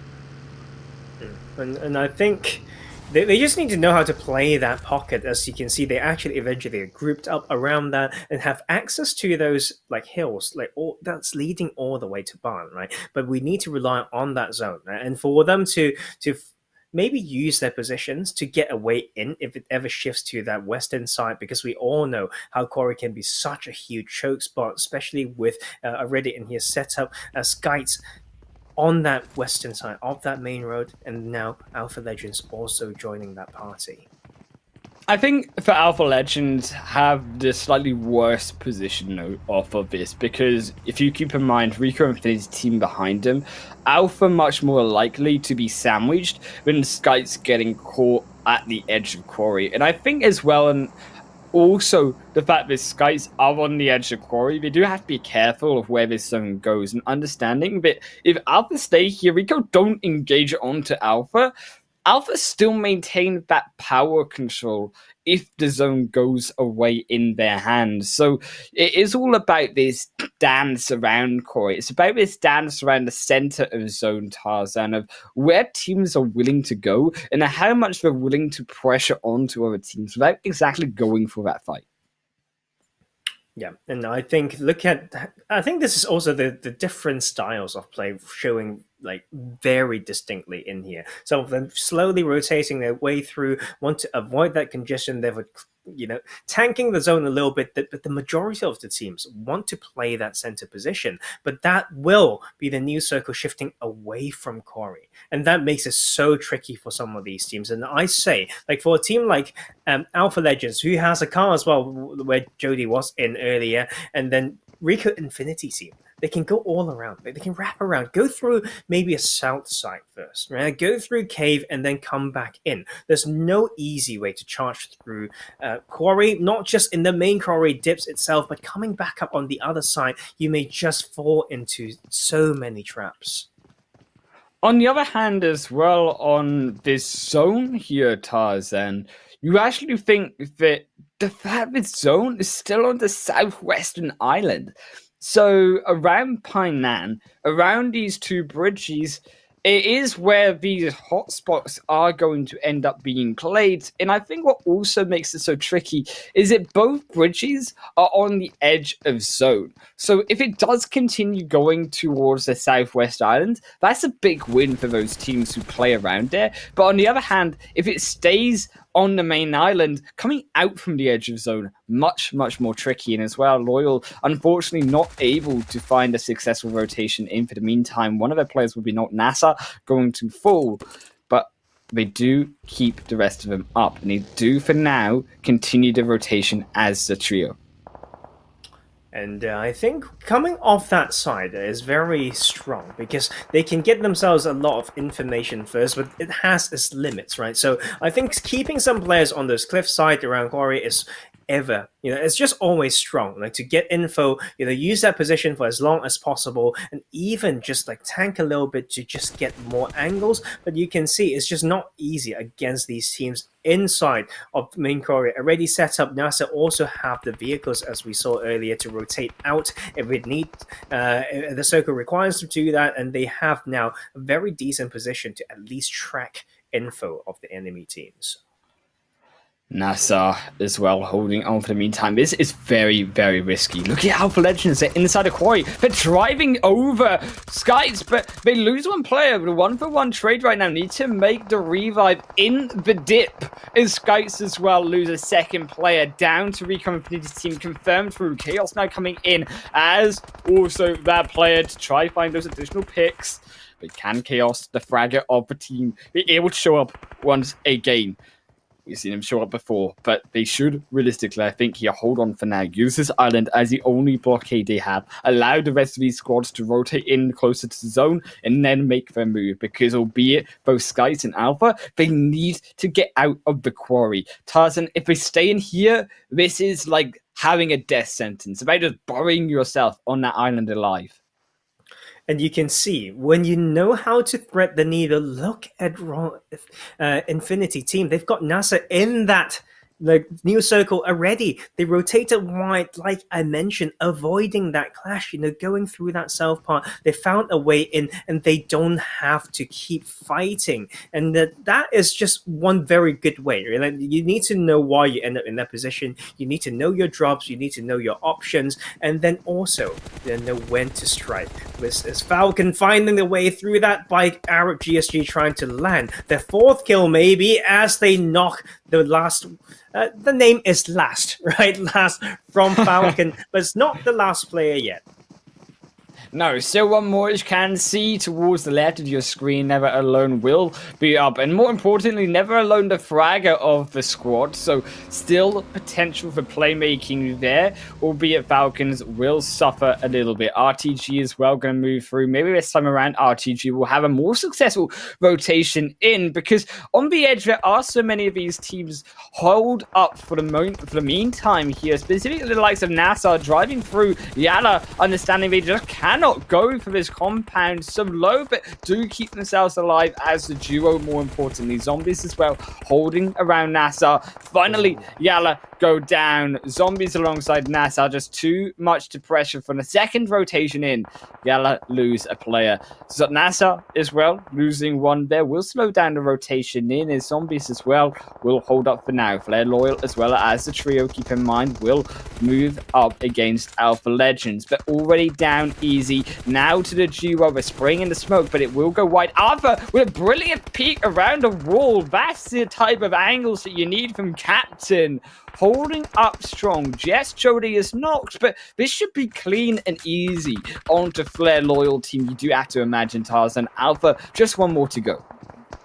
But the problem is, they've been making so much noise, they need to start preparing for the next rotation. If they get other teams wrapped around them, with them giving this amount of info away, their escape up that high ground will be so hard. This is a chance for RICO Infinity team to maybe start scouting towards that, and knowing that, using that map knowledge to know that Alpha Legends need to leave a compound, and they come back to that high ground. And for them to maybe they farm those kills, and Alpha Legends need to know how to balance between that fragging and rotation, as we have the new circle about to show. But that is Zombies holding down the position, been ever so patient. Although they've lost their most important player, arguably, they are still putting some work in. This is what I wanted to see, Tarzan. I wanted to see if Zombies could hold up when they lose Salia, and they are holding firm for the meantime. They're splitting all across the hill. The dominance, as also Flare Loyalty, will go down there to Alpha Legends as Break finds a crucial side angle onto GSG, gonna knock down another of their members. It's keeping him fire to the solo. Should go down to the zone, you do imagine, with that time. Alpha Legends as well, also going to struggle. There goes GSG. Alpha Legends stuck on the bottom of the hill. RICO Infinity team already gatekeeping them, but will need to make their own moves into zone. All of these squads outside of the play area. It's phase 5 already moving in. The trades going through for now. Jody the only one alive, but can Jody make anything happen? Ragnar. So meanwhile, while Ragnar lives, Alpha Legends must die. Oh, that's just like a difference between bad and worse. Look at Alpha Legends forgetting to rotate. Like, we kind of predicted this already, but RICO Infinity is also tunnel vision, and that's how they lost NASR. We know how important this player is, just getting stabbed by that trio from Zombies as they make their way in from the northern side. We are down to 8 teams and 21 players. And meanwhile, SUDOR are just like, guys, do this full fight. We'll just wait for whoever gets into our zones. It goes over towards the RICO Infinity team, just getting slammed right now by all of these teams inside of zone. They will fall down in the 7th position. GUNZ as well will eliminate Alpha Legends along with the help of Zombies. And Zombies still alive though, still the trio. They're making their way up now against NASR. They're making their way up now also against YaLLa. But how do Zombies make that descent down in? Because there's no compounds there on that descent down. It's only rocks, it's only trees that will protect them, as NASR, not so fortunate, will lose. You do imagine YaLLa going to be the next. Ramaz will also be knocked, and now just too powerful inside the snake. And this is the time to know when to rotate and how to split maybe 1 or 2 players to play spoiler. As you can see, Zombies don't look like they struggle at all without their top fragger. GUNZ as well. They're holding on Tarzan. Zombies, as we say, they don't seem to be struggling, but the blue zone is forcing them in. They've got to go, Tarzan. They've got to make that move. Powerful. Hello. You need to wake up, maybe. Break just takes them down like they were AFK. And now Break gets knocked as well. Break alongside now a second. You might have just cast a curse them, Tarzan. They're down to just Humam. But what can Humam do? GUNZ still up as a full squad. SUDOR on the other side. This is like Pride Rock defending against all of the other pack of lions coming in against them. All of the hyenas coming up against Humam. Is GUNZ Esports. They keep their control over zone. 5 kills so far. This could be GUNZ game. Look at the zone. It's gone towards them. And I think, yes and no, like about that Cassacus. They did come through from one side, like of the circle that's so hard to fight through. But SUDOR, it's time to wake up because they've been blessed enough and they are tripping and slipping a little bit, but they did find that last one from SCYTES.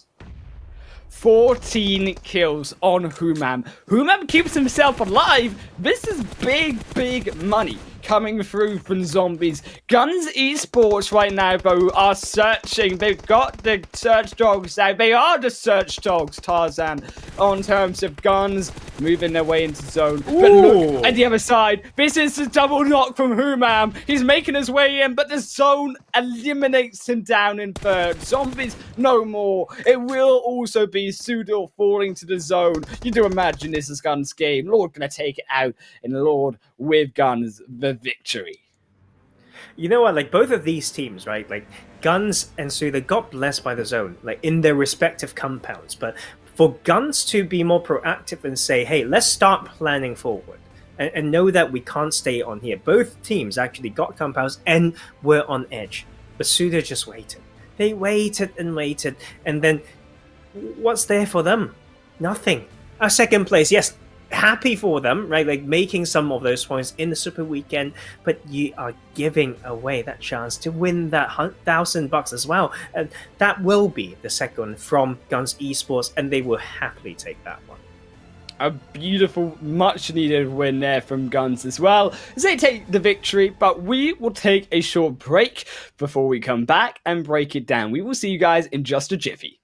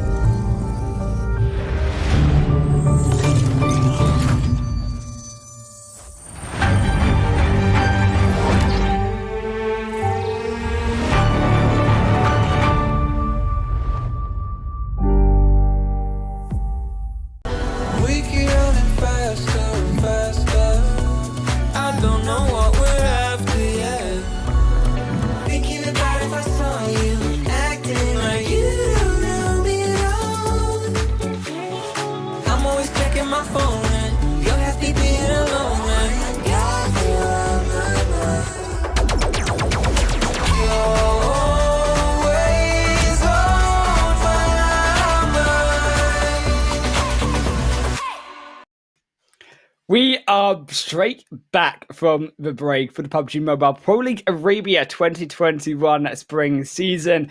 2 more games to go as we just came off our final Sanhok game, Tarzan, where it was GUNZ Esports that took the win. But of course, GUNZ Esports were not the only ones to take big win. On the other hand, as we will get to the match results here, Zombies with that massive 14 kill game. I think that was just not even 14, it was 15 that they've 15, gotten. yeah. And that is crazy. You can see they've landed those kills, like 30, like they lost the top fragger, yes, and they got 2 kills at that point. then somehow they found 13 more in the matter of 2-3 minutes.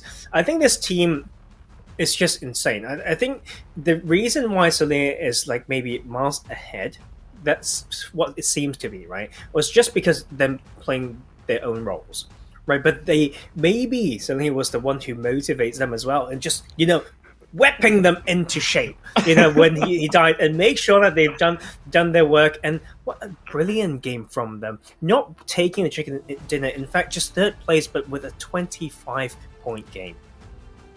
I mean, what a big result from them, nevertheless. 25-point game. And with that 25-point game, they just take the first spot. We're like, we don't need to take the chicken dinner, Tarzan, to show us that we are the top team. I mean, who needs Celia anyways, right? I mean, clearly they don't need him anyways. Mooman was popping out of his mind to get that third place. GUNZ Esports, though, do take the chicken dinner victory. In SUDOR, they also take second place. Close, but no cigar, is they did just kind of get what felt like run over at that final zone, where they actually had the zone in their hands for so long.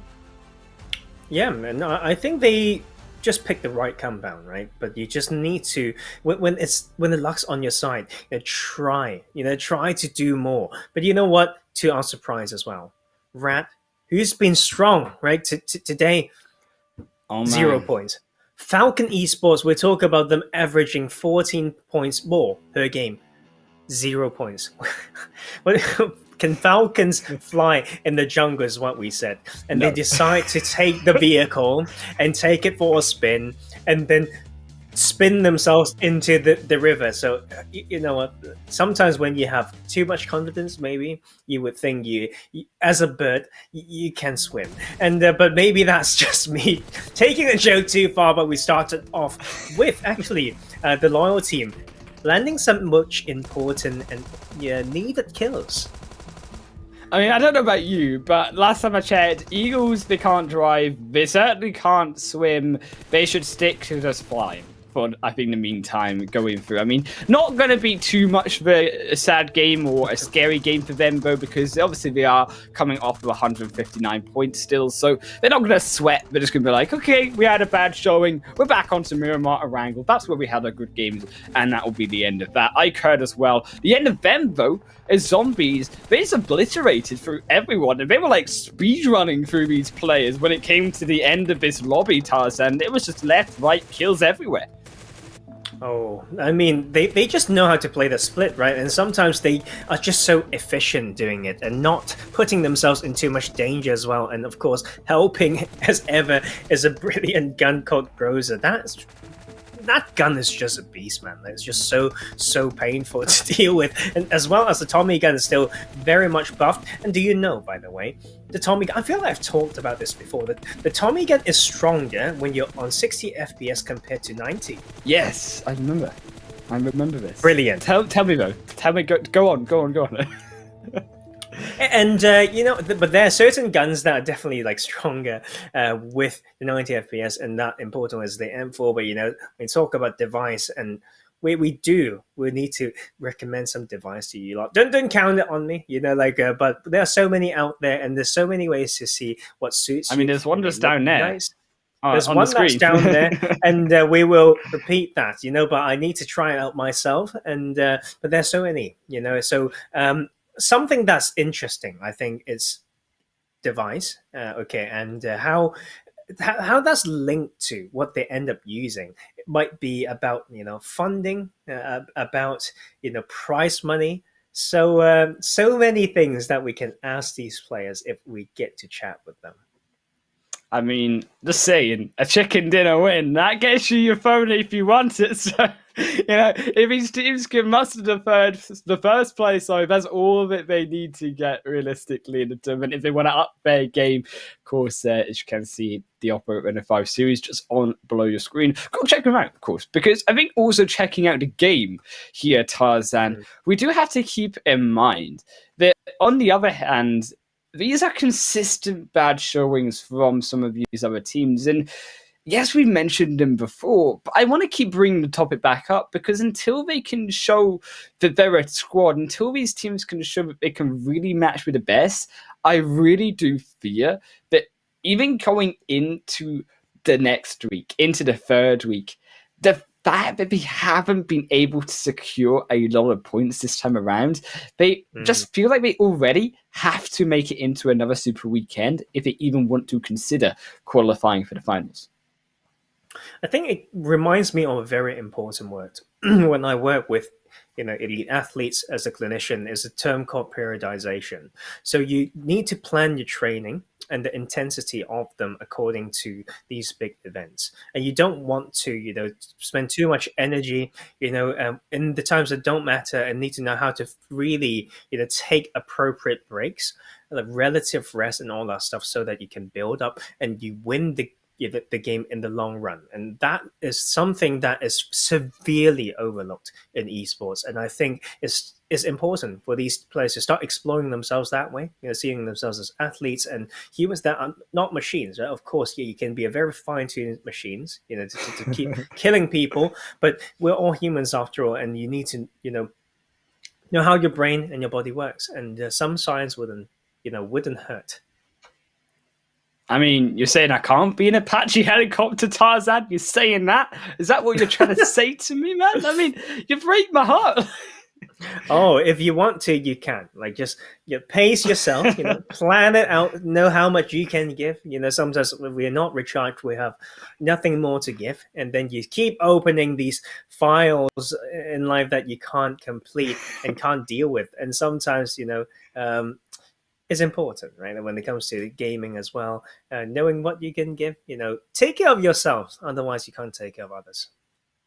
I mean, the number one, yourself, is exactly what you should be taking care of. And I mean, as well, on the other hand of things, moving into more stats about the match, I think more specifically, we look at even the likes of some of those teams in positioning, Tarzan. And we mentioned in the previous game about thinking that one step ahead, thinking those 2 steps ahead of, if the zone goes in this direction, how do we plan to move through? And I think that is something specific that moving into the final 2 games, we really do need to consider, as we also get to look at that insane win through from Zombies overall in the points, as they take over 2,000 damage and those 15 kills. I mean, Tarzan, this is, by this point, in any other tournament, you would be like, darn, that's a lot of damage. Darn, that's a lot of the kills. But when we look at Zombies, we're like, okay, this is like Zombies doing Zombies things. Oh, yes. And they are just, it's like playing a game and there are zombies in it. And this is the bunch that requires me to repeat the same level again and again. Like that's how it feels like. And I love the way they play. It's not just because of the pure aggression. It's smart aggression. It's timed aggression. They creep up behind the team not by just charging in or something. They know the distance when it comes to audio cues. They wrap around, stay silent, open with utilities if needed, and then try to go further from there. So this leads us back to this, over ranking. Of course, they, with that, game, 25-point game, I believe, they are now at 3rd place with 154. But you can see how big Falcon Esports lead was, as they still keep on that top spot after a 0-point game. I mean, the highest placement point still going through to Falcons, but the highest kills, by no surprise, goes through for over to Zombies. And I think also what we would expect in terms of chicken dinners to placement ratio, the fact that these 4 top teams are going to be there, but we do have to keep in mind with a little bit of a pinch of salt that also RICO Infinity team haven't had such a good showing, so they are slipping a little bit. And on top of the fact that as well, Rad, even though they've had their second chicken dinner win, not with the rest of the group, is still to reach past that century point alongside SUDOR, despite these teams both having good results. And I think as well, the other side of things is that kills don't mean everything here, we should mention, when we look towards the lower end of that table, where we think towards Flare Loyal team. 3 games in a row today, they have looked probably the strongest out of any early game from any team. They fought through 2 fights early on, took 1 player from Rad, took 3 players from Real Tiger 9, and although that affects other squads going later on,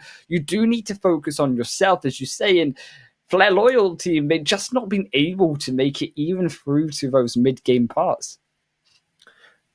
I think the strength of the team is there. You could see it. Like, they even in those, I remember, right, the day 2 of league play, week 1, they took out, like, when NASR was on the rampage, they just dropped somewhere close to them and just kind of just took them out. Like, so they have some of those strengths, but they need to now consolidate that mid game and carry over, those off angles and 4v4 mentalities into just getting more points, man. Like, they are literally at the bottom, but they just need one good game, right? Just 41 points right now. At 45, we have HOTLINE Esports. Right? At 49, we have Arab GSG. So it's very doable, and they still got 2 games to do it. And you know what? It's not just this week either.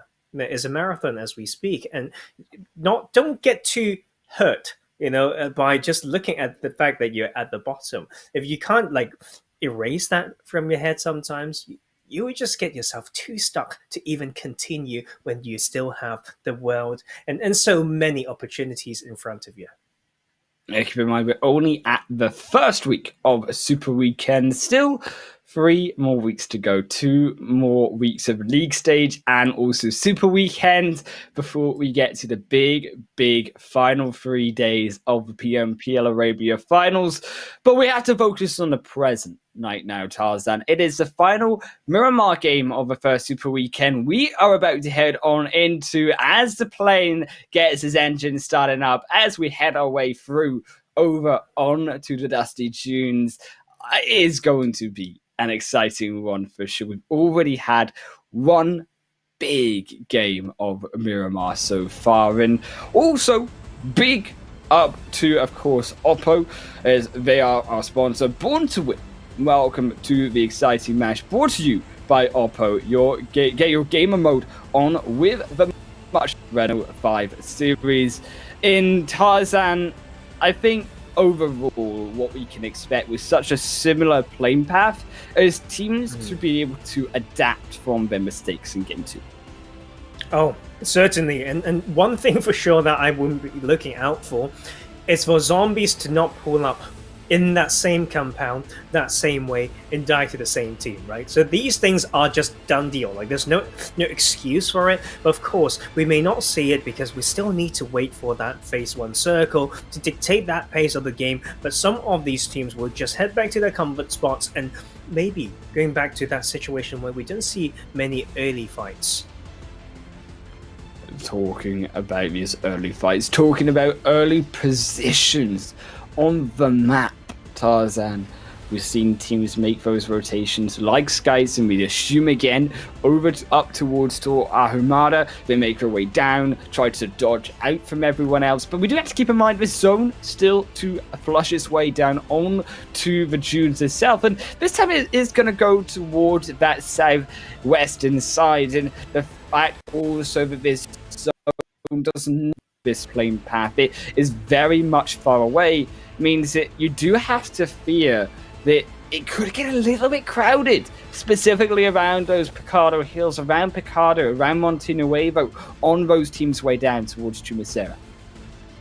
I have a feeling that for those teams that are congesting around the top, the North Star of Los Leones as well as La Bandita, looking at the zone, some of these teams will just think, you know what, we take these roads, we take these cars, and we go straight to Circle, right? Take Chumacera, take Minas del Fel, and yes, and look at them, just so far away. And I think they're just finding different ways to enter Circle, as well as getting some info. I think they rely and also trust the analysis of that part of the city being of the map being uncontested, right? So no one's probably touching Tierra Blanca, Campo Militar, and Sol Afumada. So they would just split and enter from different sides, as well as tracking some teams' movements. I think we must know, obviously, we get this absolutely free, those northern compounds, because no one really, apart from the likes of SCYTES who are, that is their comfort positions, going to be going up there. And I think as well what we will see, because there is so much of this phase 1 zone not currently in control of anyone, I wouldn't be surprised to see those early fast rotations, get the vehicle, get your way down towards Chumacera, get your way down towards that south end of the map, and continue your looting phase from there, albeit do it after your initial few buildings once you start to find those vehicles in play. Because I think overall, those teams that do control their south side, and particularly control over 8 Picardo and B over also Chumacera, controlled that big open space of land where it is so flat and so deadly on your rotations through.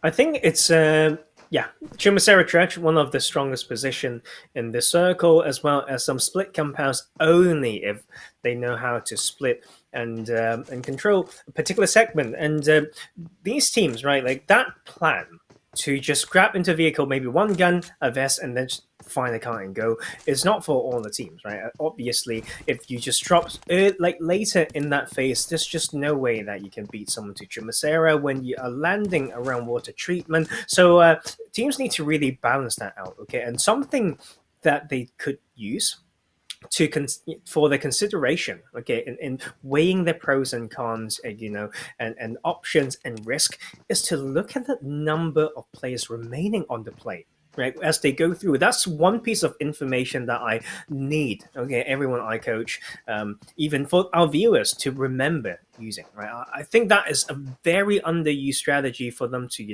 use that and say whether with this plane path, is it south heavy, is it north heavy, and knowing when and how to rotate using that very important free info, essentially. Yeah, it literally tells you in the kill feed, Tarzan, exactly how many players are left per team, if you can keep track of it all. And then it becomes a little bit of memory, but also I think in terms of specifically memory on who is around you, because even just simpler parts of using the kill feed, when you hear those gunshots and understanding exactly what teams are beside you, and then looking at, well, how have these teams rotated in previous games? What is usually their next move? Trying to one up from there. It is a lot about strategy, I think, especially when you think towards Miramar, more so than other maps, where actually from other maps, it might be more fast-paced, like Sanhok. It is a long game that we like to play with Miramar. Yeah, and I mean, with this sort of landscape as well, it's similar to the first Miramar game when it comes to playing ridges, playing dips, knowing spots that are very hard to define, unless these teams have a name for a particular spot, I know teams that do name it after people, or even I might have named it after me. They called that Tarzan Hill. I know there's one bit on the map, and but yes, and so you know what? We need to find out, right? We need to find out how they hold these type of spots in this circle that's on the opposite side of this desert map. I mean, to be fair, if I was going to call anywhere on Miramar after your name, I would look straight up Tarzan towards Cruz de Val, and I would look at that church, and I'd be like, this is the church where we worship the Tarzan. This is the church where Tarzan is the almighty powerful on this section of the map.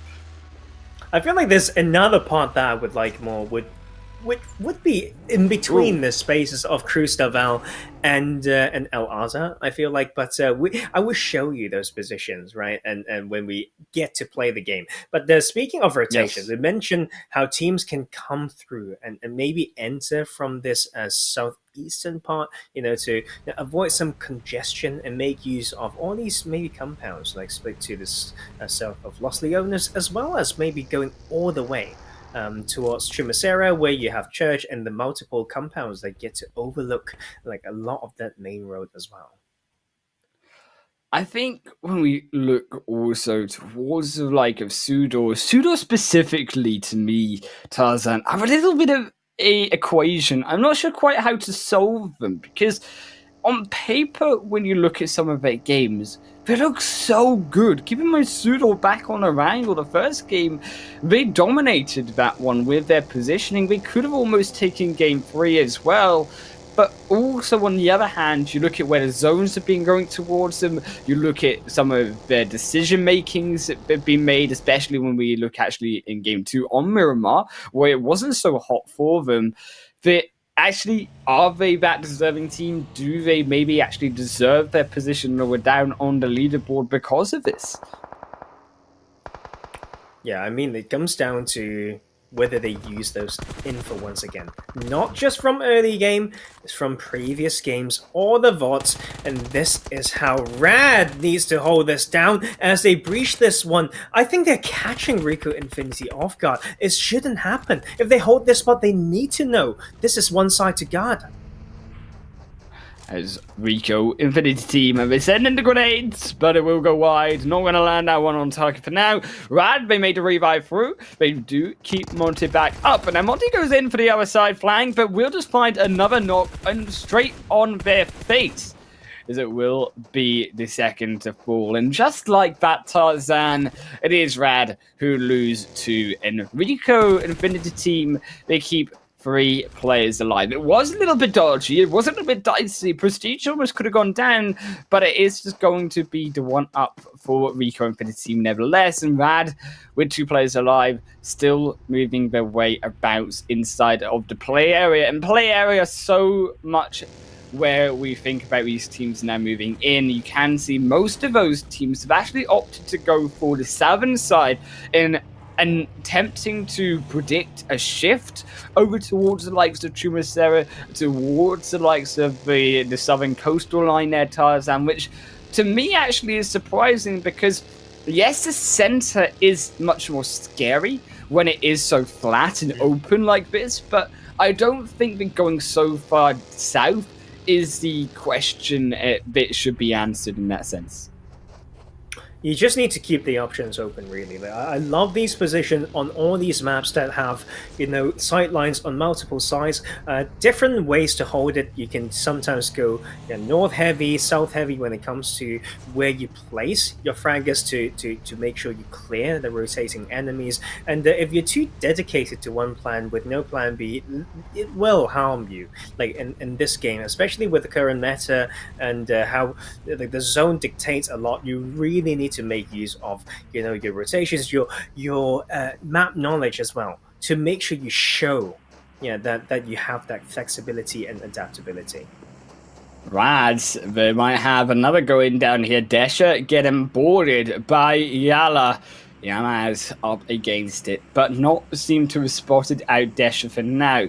Not going to make any sound, but still not either in a compound. So as Javis goes through, this is now up to Desha to make sure that he can make this 1-for-1 trade. Looking for where they go in. Will execute through Yamas very, very efficiently, but Yamas now needs with getting knocked. YaLLa know exactly where Desha is, so that's why you also see actually the second member of Rad coming up together, as well as actually GUNZ Esports. They move up over towards RICO Infinity team, and this is now RICO looking for a second fight straight after the first. RICO Infinity team currently suffering 1 knock still. I need to make that revive through. And looking at this compound so in the past here, Tarzan, and so recently, what RICO Infinity team we imagine should be doing here is making control of that ridgeline, yes, but they need to also make sure that actually they don't get caught from that other side, as you can see Rad are playing that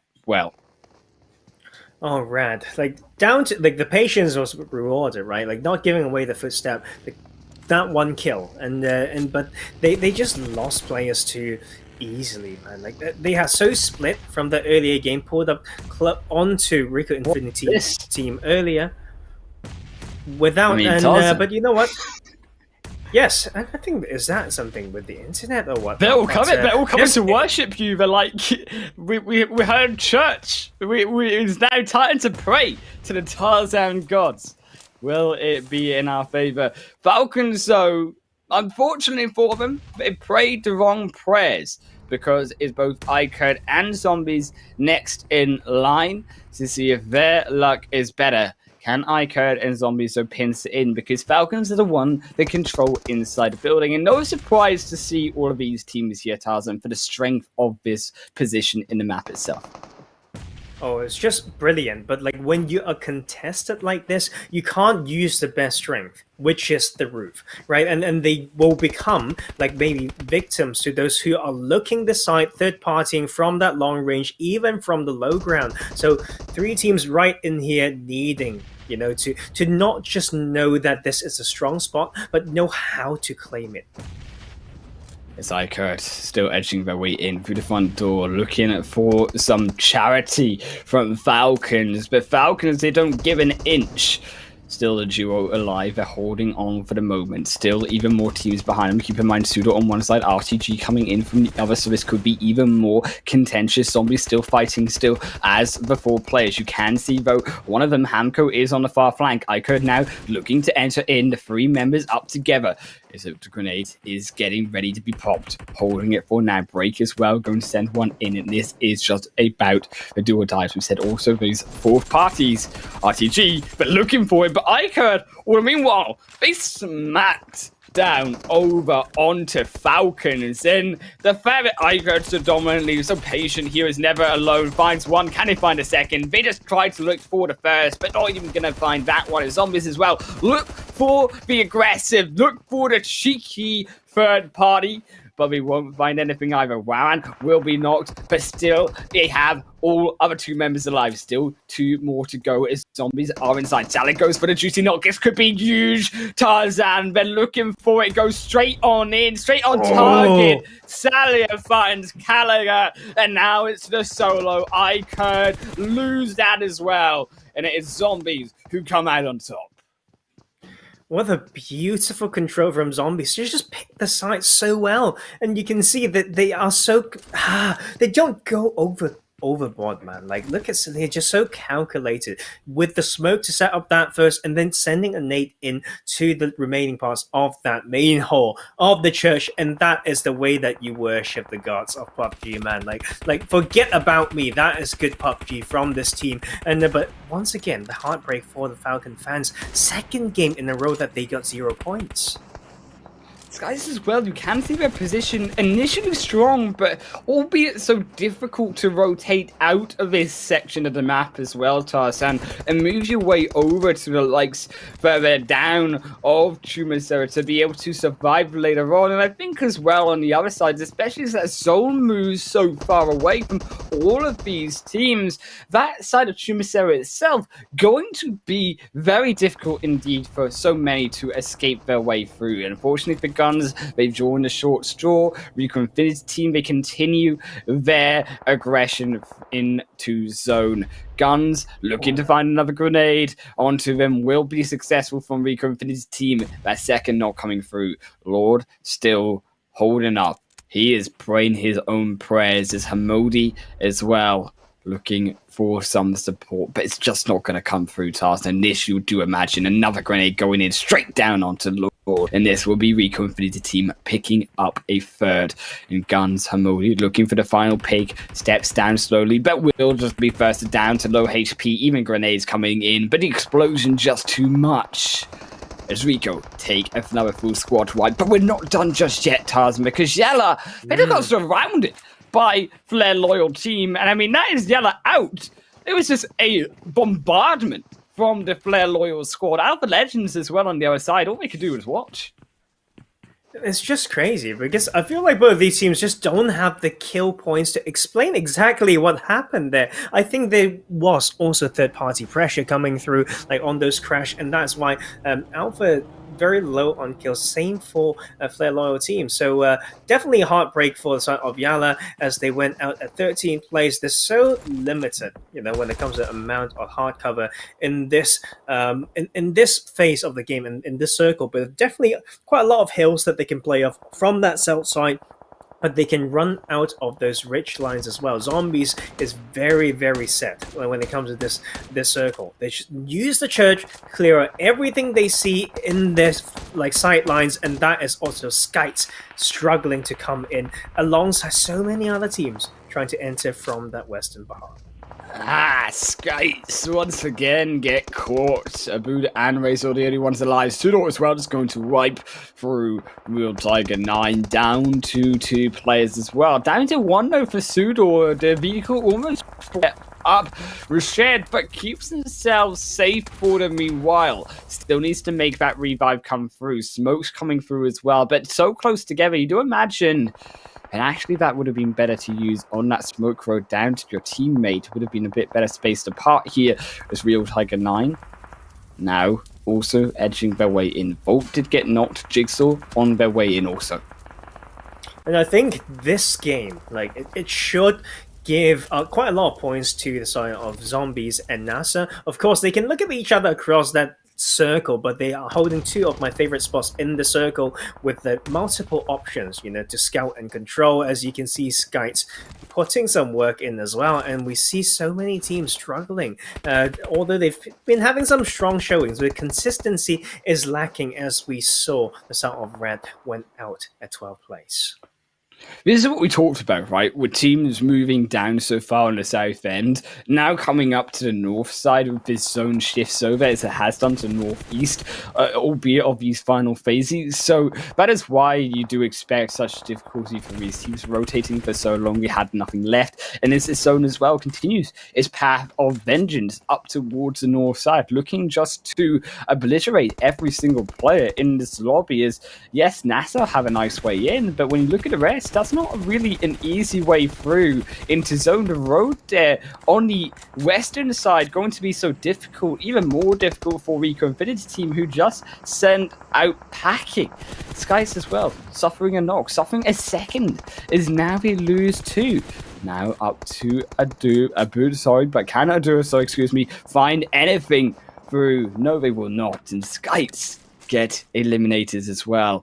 And we see so many teams eliminated, but still such few contention and so few teams, unlike the second game Tarzan, so close together because of how hard the set of zones have been to these players. I think it's just really tricky. They keep pushing the minds to think, but I think there's good training, right? Like in circles like this, that makes them need to think how to get in, like how do and when do we get in? I think look at the position of HOTLINE, right? They get gifted the zone, and this is what I mean when I mentioned earlier in this broadcasting the so-called "we're good here." Right, they've got so many options to expand their control towards the northeastern side and not just stay in that one hut that they found on the north end. But let's hold that thought because GSG wants to make a move. Around GSG, they find one onto Alpha. Jody has been knocked, but Alpha strike straight back on to this side of the enemies, and still Arab GSG up, but can he find even more? One more player left, but can Osama find the 3-piece? They still got NASR as well on the backside. Have to be so careful of their positioning. Alpha Legends sticking close together for now as the duo, making sure it is just that much more difficult. Zombies as well, suffering to knock. Salah is going to be knocked out again, and this is now them down to the duo, down to possibly the solo there, as Humam will also get found, and this could be so scary for Zombies. They have found a revive onto Hamco, but what can they do to move out of their current difficult spot? SUDOR as well moving up. Arab GSG did lose out on that fight to Alpha Legends. NASR moving their way ever so closer into zone. They had such control as SUDOR looked to flush out Zombies. And I think what these teams need to think about now is whether what they're trying to do at the moment would harm the chances in the next phase. You can see so many of these fights happening on that southern end. What about rotation? And what about keeping your vehicles intact? What about going to a part where you can go further, but that is SUDOR out at 7th? SUDOR unable to make it work against the most aggressive team in the lobby. Zombies will smack them into their place.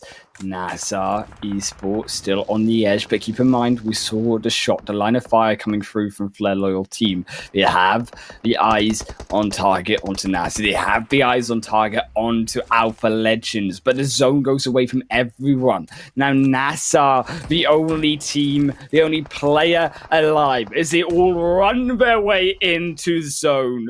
NASR making the second player successfully through, and NASR could be the one to reverse gatekeep this zone. And you know what? I'm still so like surprised that HOTLINE didn't make that rotation like in the clockwise manner, slowly control the northern side with some ridge line in play. That is them still stacking like together, not making it through into the circle. Yet NASR, on the other hand, left one spoiler player that eventually fell, but they found a good spot and a good dip to play off.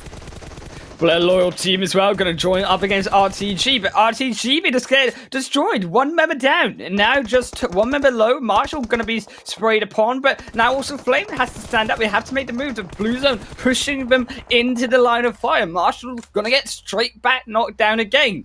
And now to Flame the solo, but Flame has to move. Flame has to do something as they watch a player fall. The grenade's not going to land true. Flame, what can you do? As it might just be the fire being burned out inside the blue zone. Flare Loyal move, set their eyes upon bigger threats. NASR in the zone. Alpha Legends who could gatekeep them away.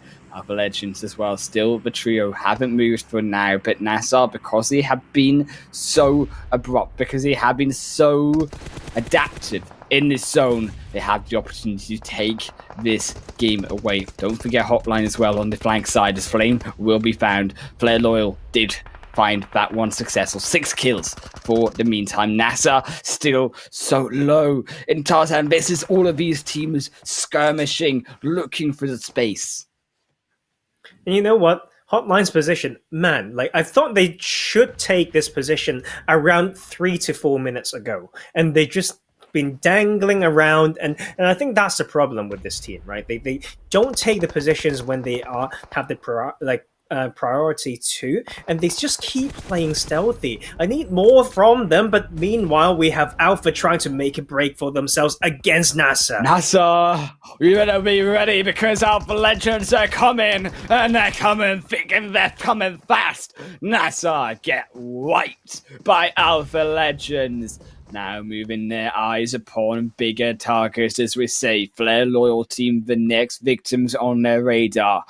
One member revived. NASR up to the trio. HOTLINE still up as the full squad. The only team with 4 members. But can they use their advantage successfully? The zone gifted to them again. And Tarzan, if HOTLINE cannot win this game, what can they do?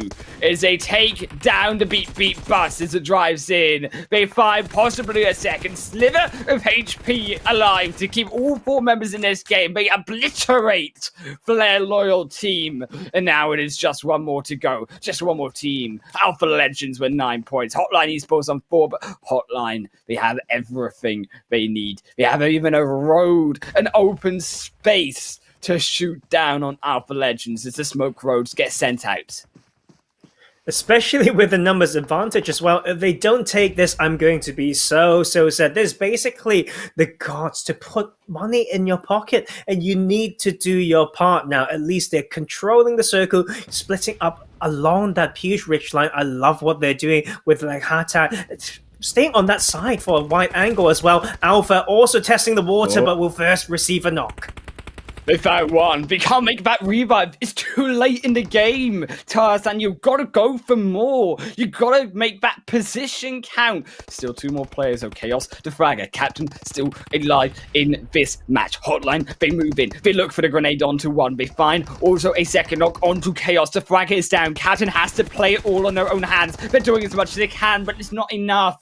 It is HOTLINE with the win, and HOTLINE their first chicken dinner of the Super Weekend, as we say, the money practically thrown into their pockets. Essentially, yeah. I you know what? Sometimes I am just strict.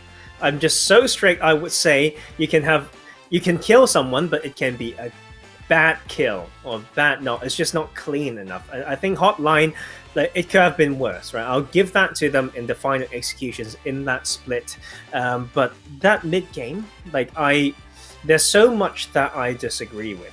Now, when it comes to a team that needs to control and use the position as much as they can, like when they're on the void side of the circle, they know that they could expand the control. Like if they didn't make that, if there were just one team to have taken a wide rotation to take the spot where they ended that game, Hotline's done, right? The Hotline's done, but you know what? They're now officially $1,000 richer, and I just can't complain. I need them to use that to play better games. Hotline, we need to use that information to their effect in the final game. But we will break down what happened on the final Miramar match after a short break. We will see you guys on the flip side.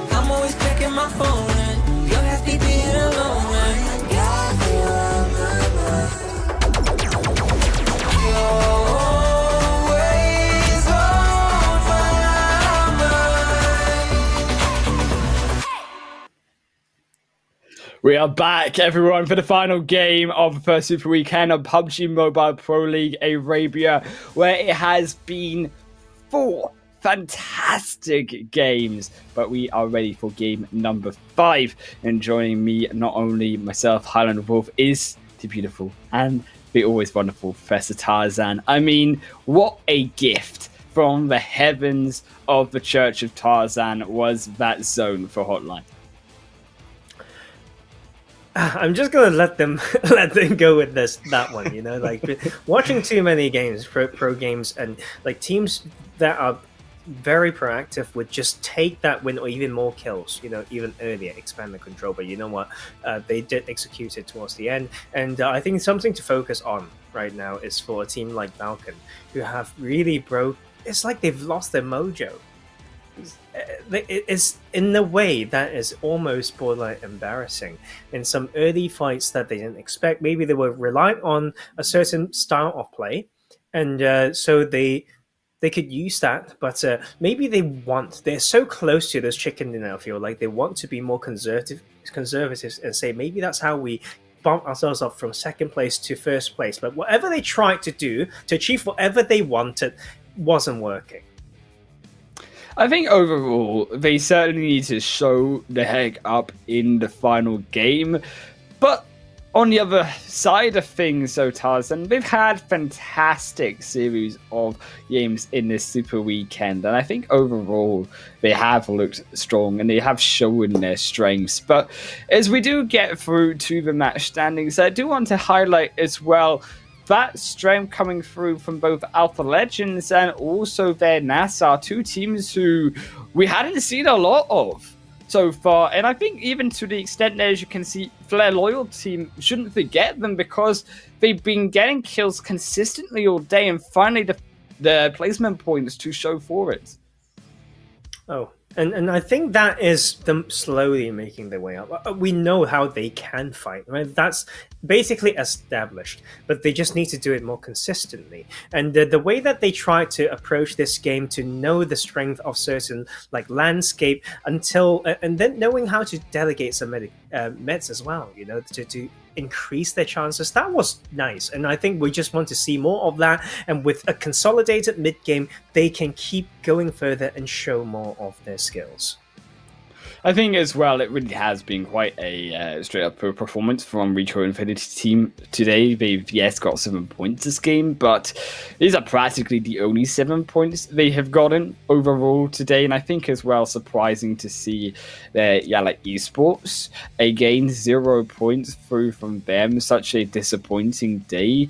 But on, I think, a lighter note, there is still one more game for all of these teams. And I think if you're going to ever show your strength in this PMPL first Super Weekend, you've got to show it now. I mean, there is literally no other time for YaLLa to wake up, for RICO Infinity team to really make their way to these final zones, because getting caught for so long isn't good enough. But as well, we will head to the highlights and we'll see exactly how the side of HOTLINE were gifted such a good win.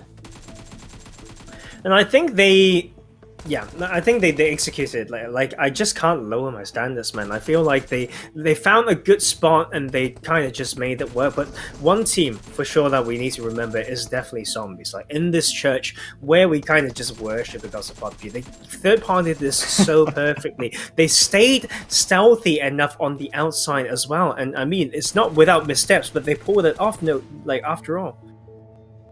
They pulled it off. I mean, what a fight from them. I think the RICO Infinity team, they really did set themselves up for so much success. They were knocking down. I think by the time they did get knocked, it was their 4th fight in the game. And they literally didn't even get that many points in terms of placement points. They were out early, so they were fighting every single opportunity they could. But eventually it proves just one team too many, and they got caught out in the end without enough players to survive. Flare Loyal team as well, such a good position, taking out RTG, being able to survive for the meanwhile. And then Alpha Legends, what a push onto NASR. They just steamrolled through. Flare Loyal team got caught then by HOTLINE on the beat bus, and then it was just HOTLINE to clean up the rest of those Alpha Legends players, and one by one they fell. Captain was last to go. A valiant attempt, but not quite good enough. And this going to the final match, I am very excited to see who will take it, because we've seen strengths through every team in this Super Weekend, but I would be not surprised to see even one of those lower teams now with their back against the wall to really show us what they can do. And one game and then some rest is what they can think as well. So like sometimes it's about that feeling of a chore, you know, you need to keep grinding through the week. It can get tiring, and I understand that, but one more game to go. Just give it your all, and I can't wait to see how these teams can unleash every remaining bit of energy they have left for today for this game. Unleash the stats as well, Tarzan. Zombies, they've been uncaged there between Alpha Legends, and comparing them with so close on damage, so close on those kills, and I think also the consistency showing through on Alpha Legends when they have the right idea of making a way through to zone. Alpha Legends is one of the more stronger Miramar teams. Keep in mind, one of their chicken dinners were from Miramar, where they took down Falcons in 2nd place. And I think not surprising to see them pick up so many placement points nevertheless. And you know what? GUNZ as well, slowly making their way through, having some missteps. So a lot of these teams now have established some momentum, starting to show some signs of fatigue. I almost feel like, missing some of those basics that we always like talk about. So, but this is chance, right, for these other teams to grab points, and this is the time. And look at Flare Loyal; they're bouncing back a little bit and whatnot, but it was maybe lacking a little bit of results. Seems like on my end. But yes, we're going to look at some talking stats. about results. Yeah, talking about results, we'll just use some next. stats. I mean, let's head over. Just coming up for now. Exactly. So let's head over and say, let's look at how Flare Loyal make it a decent game for themselves. 1,424 damage, and that is them actually outgunning the side of NASR Esports. Like both team is waking up a little bit. It is much needed, but NASR, you just couldn't fall when you are in position, like to hold off Alpha Legends. But Alpha Legends made it work. They pushed their way through. Almost. I don't know. It's not even outplaying them. They just caught them off guard. I think overall for Flare Loyal in this game, very, very impressive stuff. But I want to see this continue through, because this has been almost a unique game compared to the rest of these matches today, where we cannot forget Flare Loyal have been one of those more inconsistent teams to make it through even to the mid-game stage. So there is signs of life when it comes to placement points. It is now if Flare Loyal team can execute that effectively, because as we say, there is no question on their team fighting ability. We know that they can squad wipe, but the other side of the coin, they definitely need to prove their worth. And you know what? It's best to see them prove themselves. And I think we can't say this a lot of times, like to say it's the last game of the week, and then it's, the battle of the energy, and the resilience as well, as we look at the leaderboards right now. Falcon, it's painful. It's just painful to think. And so was it 0.0 and 1 point or something like that, right? So they just need to wake up now. Like, and they definitely flew okay in that match one of the day. We're back to those green hills. Can you please fly? I beg you. I mean, they've got 37 points only from today, and you might think, yes, that's bad, but I think this is more bad in terms of the sense that they are sitting right now at the possibility with a good game to even break 200 points. And also a team that we have seen slip. Unfortunately, the praise has been a little bit of a curse here. iKURD slipping down to the right side of the leaderboard over the course of today, but Flare Loyal team are going to boost their way up very, very close to the bottom of that leaderboard, Tarzan. Those 5 bottom teams all tightly knit for those extra points going into this final game. And you know what? Just looking at my math and stuff, I feel like there's so much that we can do as well. I want to enjoy this last game. Hopefully everyone's enjoying that. And speaking of phones, you know what? Maybe I'll buy myself a small gift, right, to test some of these phones that we've been talking about. End of the week, everyone deserves to chill a little bit. It's Saturday, come on, everyone chill out a little bit. Yeah, like after some of these like fun, and sometimes I have these moments of just go like ding, and you feel like you need to just zoom out and look at everything. We are having fun. We're talking about a video game and becoming friends over that. Life is good, man. Life is good. And this last game, I hope that will allow all of us to relax a little bit. Not just me, like Highland Wolf, viewers and players as well. I hope they hear me. Do I hope that they hear me? I feel like they might be stream sniping if they can hear me. Not now. Afterwards, after we've done the last game, then they can hear you all they want, Tarzan. I mean, you say right, the day of rest, and I think this is much needed rest for all of these teams going through. I mean, that's why they call it a day of rest, right? On Sunday, that's exactly why, right? Because you play lots of PUBG for the week. You're like, man, Sunday, we're just gonna relax now.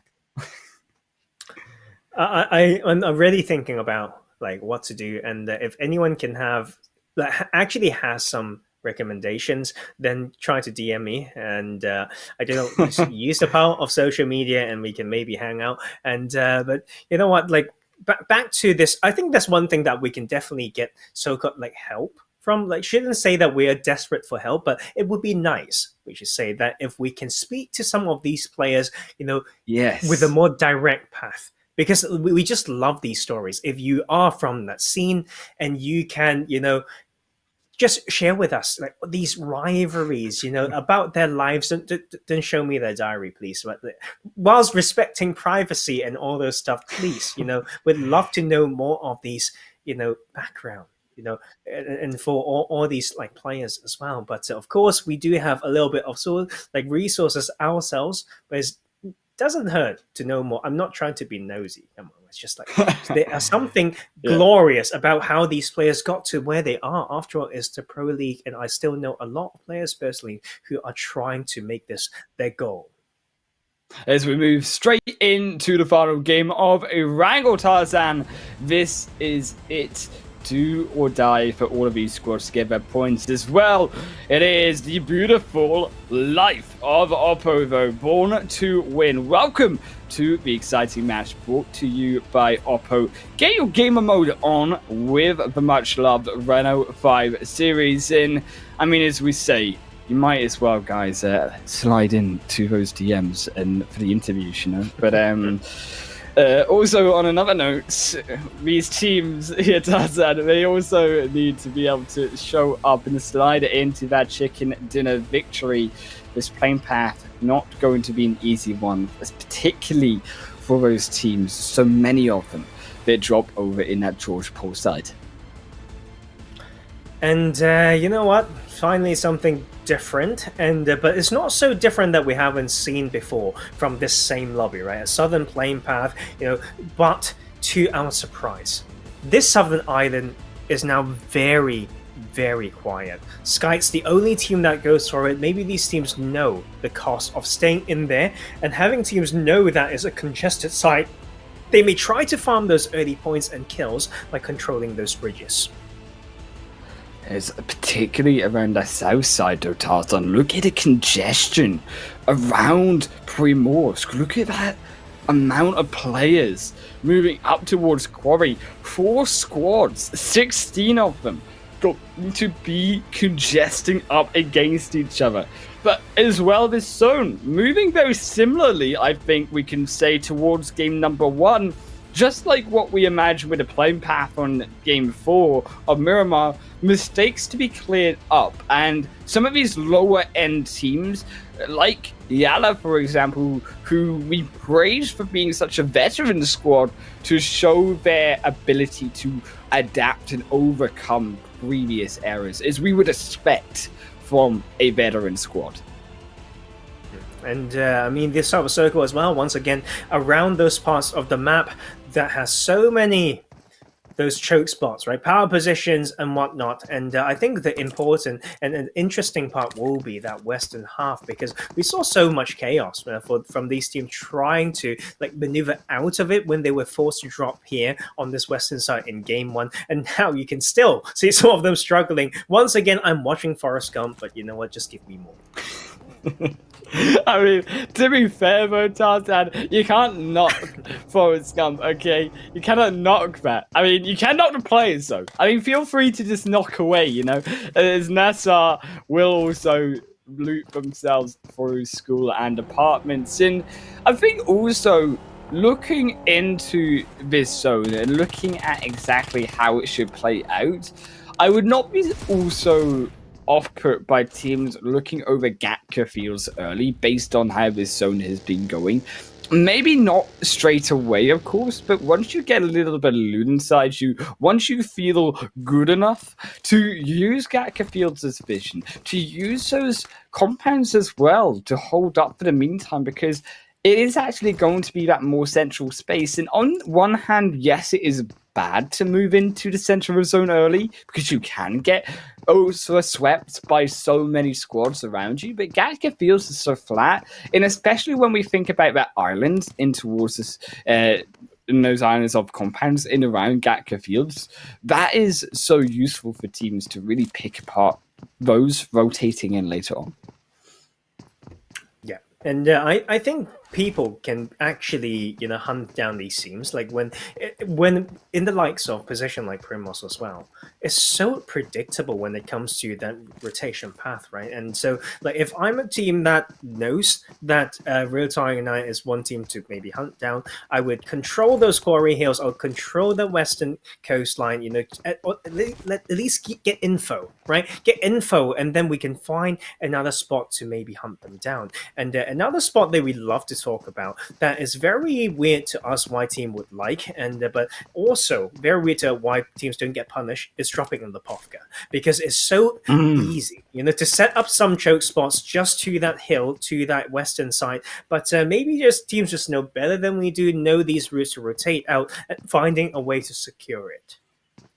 I mean, I'm actually very glad that you picked that one through, because surprising to see so many teams drop over there. Thankfully, we don't have to worry about the issues of Lipovka, because we do assume that teams will rotate their happy way back into zone very quickly.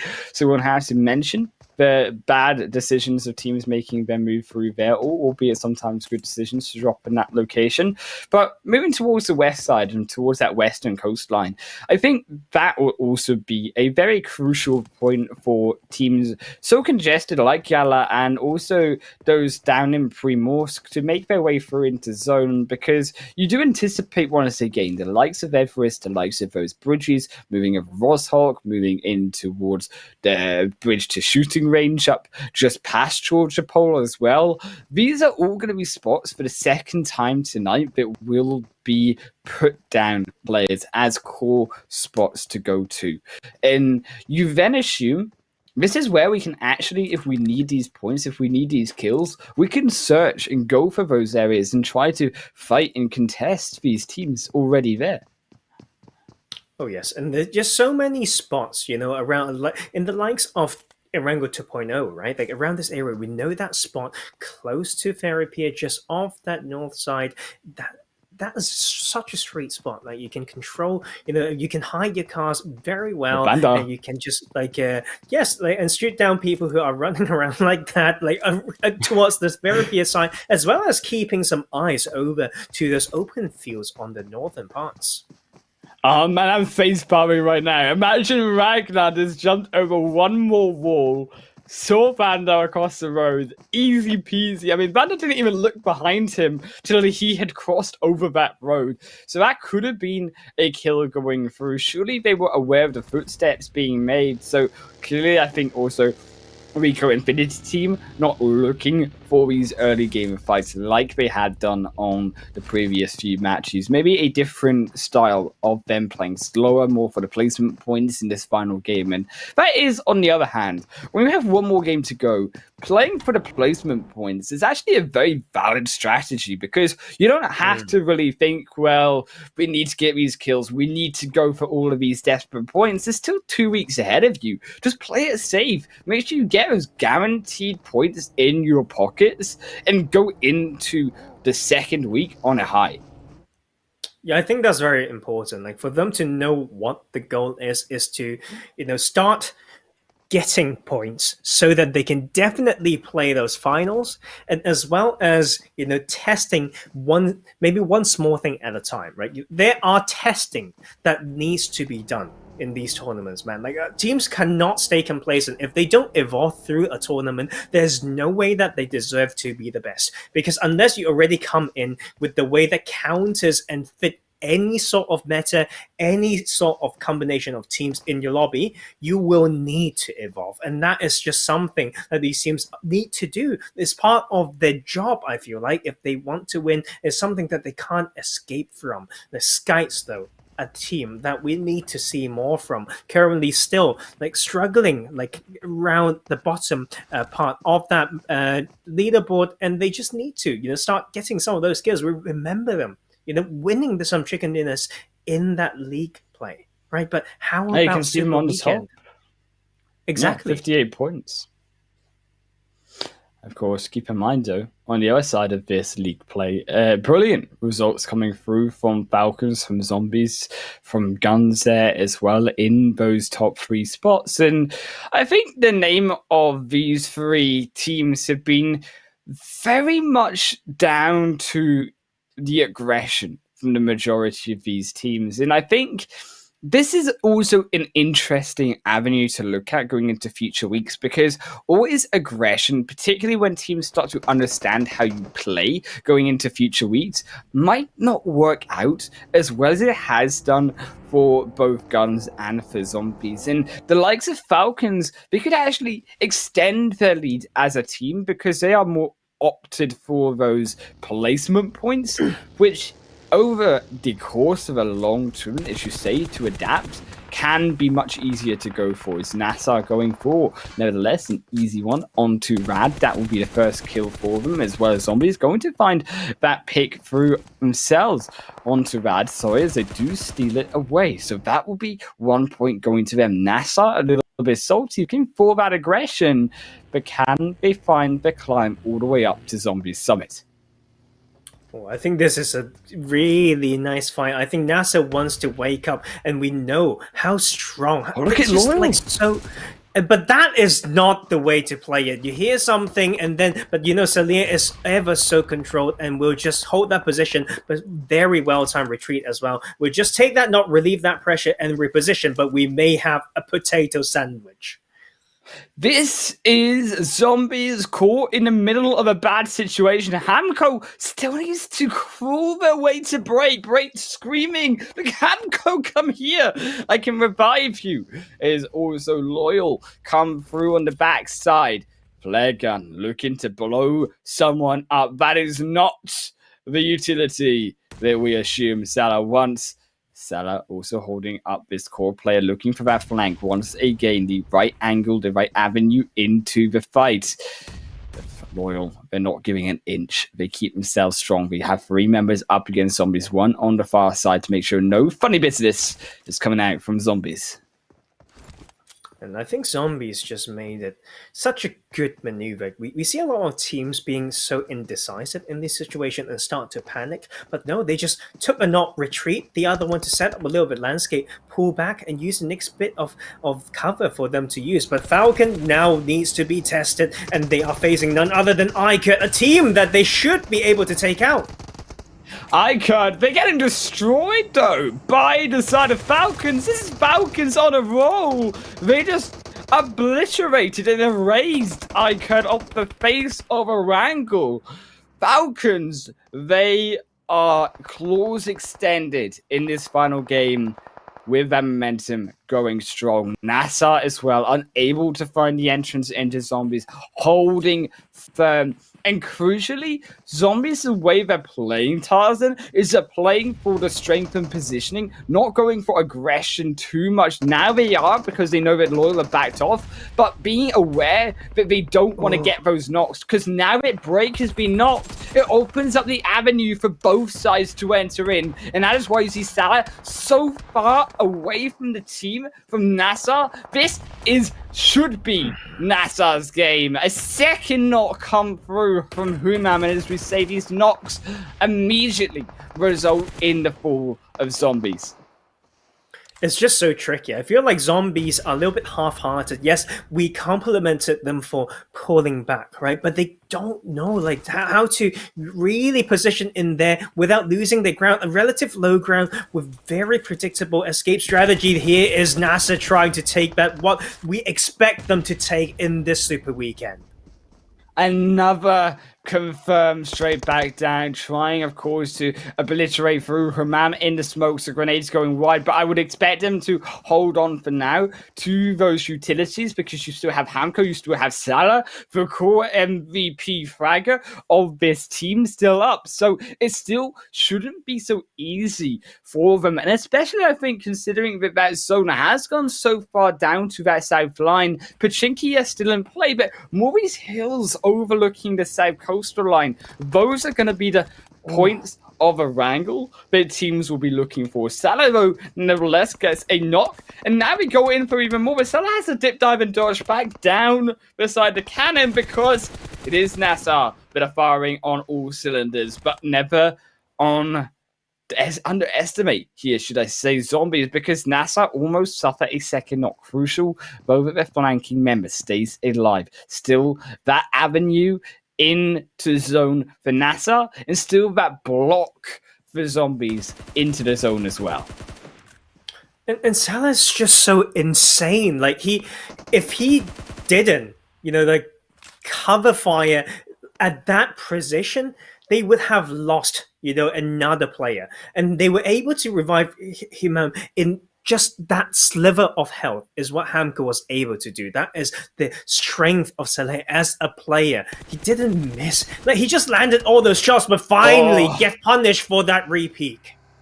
Oh man, Celia, the fragger is down. This might be it. This might be curtains. But NASR, they don't will just go down anyways. Zombies, they are still screaming for this win. And they will still look for the brains of NASR as they look to outwit and outplay the 3 versus 2. The molly goes in. The molly separates 2 of NASR. The grenade goes in straight onto Humam. RICO somehow die off the back of this. There's still zombies to 1 player. Might be the next to go.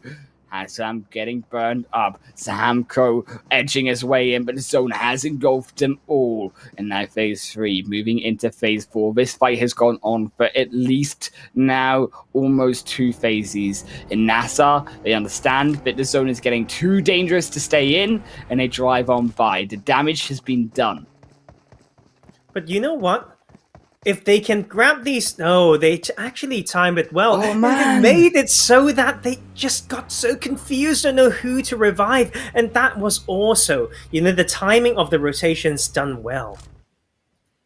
Heartbreak there. Hamco, undecided on who to go for, loses both of their teammates.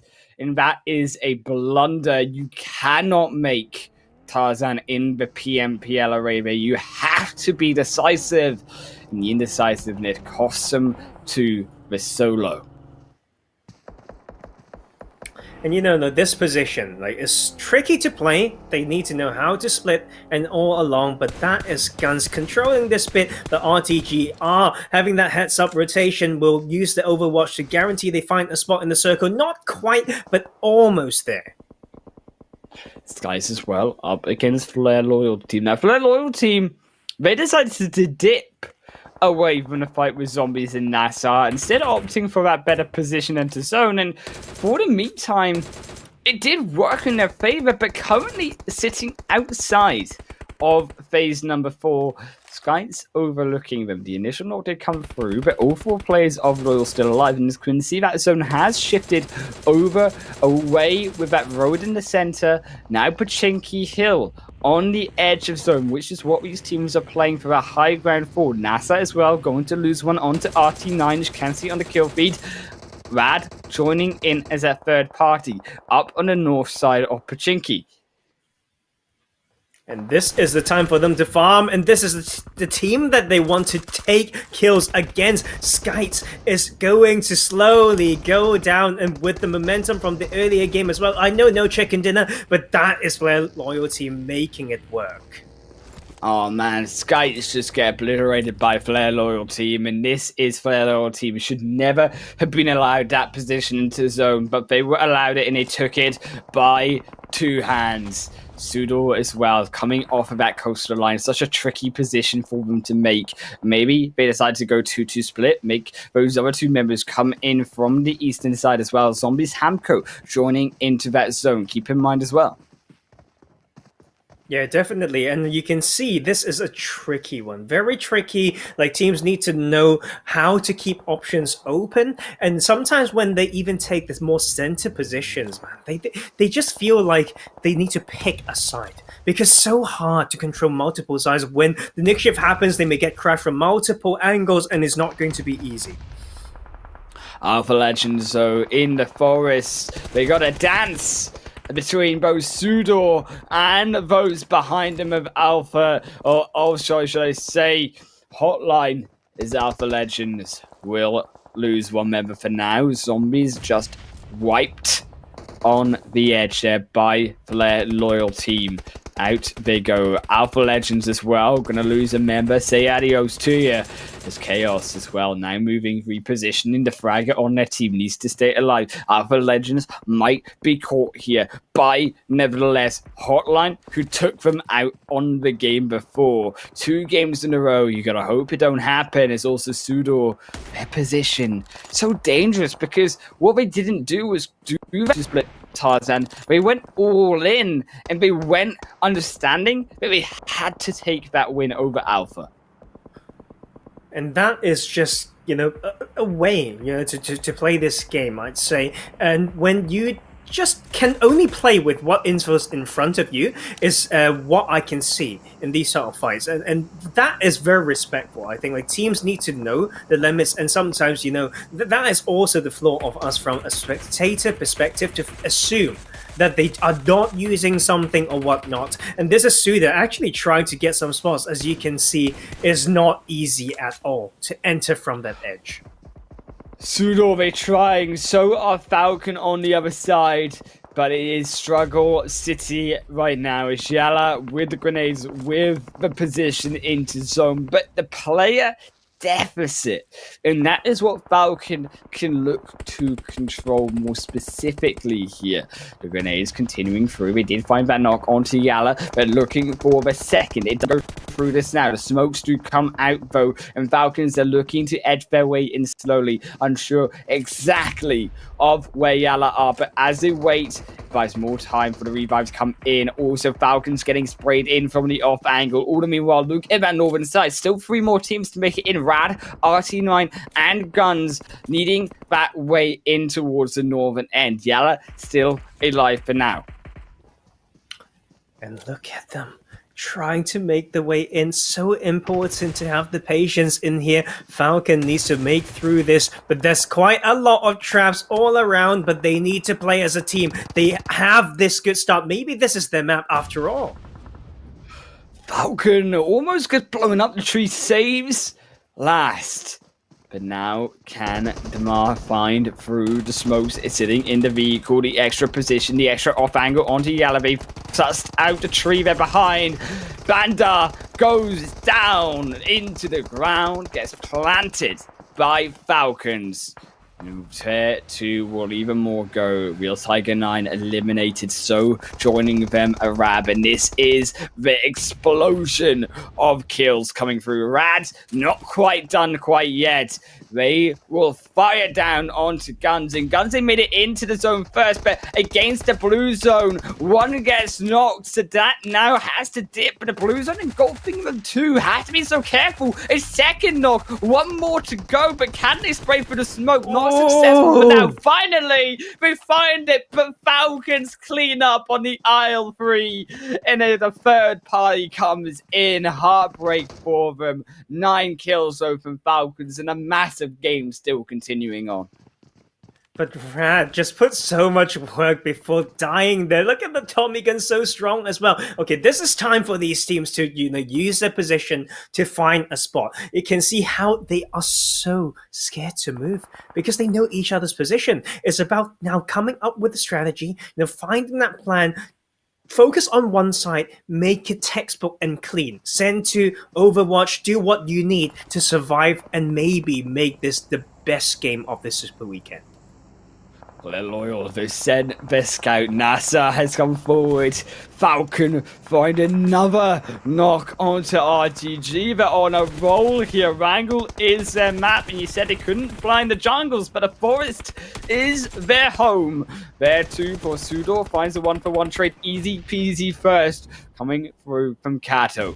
Can they keep them up alive for now? Chaos behind the tree. SUDOR have sussed them out. SUDOR know exactly where they need to finish this one through. And Alpha Legends slap bang by SUDOR out in 6. The zone going away from everyone but Flare Loyal. And this is why Flare Loyal, they've gone so far up, because they know that all of these teams are going to come out of the forest, Tarzan, and that is where they are most vulnerable. Yes, it's so hard to play the circle still, but you can see Falcon is doing what they are used to doing. They will control a side, they will go wide if they need to, just to make sure they can secure the later phases. They are still on the edge though, but this is no surprise. Let's just look at that northern half being so open. So it's basically just a cluster of these 12 players still all stuck on that southern edge. Hotline still alive in the final four. This could be a big win for Hotline. The second game in a row, but can they navigate a more tricky zone? That is a question. Flare Loyal will have them out. They found one, found two. Now on to SUDOR. And SUDOR down just to the solo player. But can SUDOR stay alive? Falcons coming around on the other side. Flare Loyal team have to keep their eyes behind them. They cannot be thrown out of this zone by Falcon when it is so easily gifted to them. SUDOR final member stands up, goes into zone. Now Hidden going back down. Cannot be spotted. And like the name, they are playing a sneaky snake game, Tarzan, trying to survive. And that is just a much needed crawling motion as he makes it to his next cover. This patience may reward them with more points than people think. With that first ace as well, he just made it in. But for how long is the question, because if he ever goes wide, it's the trio from Hotlines trying to find a spot in. But Loyal NASR knows how to play this as he lands the nade, but just miss it. The ridgeline is still there to protect, but can't go too far. NASR is going in for the molly. He's going in for the kills, but they have to retreat, Tarzan, because they can't go in. Look at Falcon. They're edging their way through into zone. They're edging their way to the victory every time Loyal step up for the kills against Hotline. They're making every use of Falcon as they can. I think Hotline does have a chance here. It's not going to be easy. The blue zone is now closing. It's going to be so messy. SUDOR! It's about these last ones and also about third partying.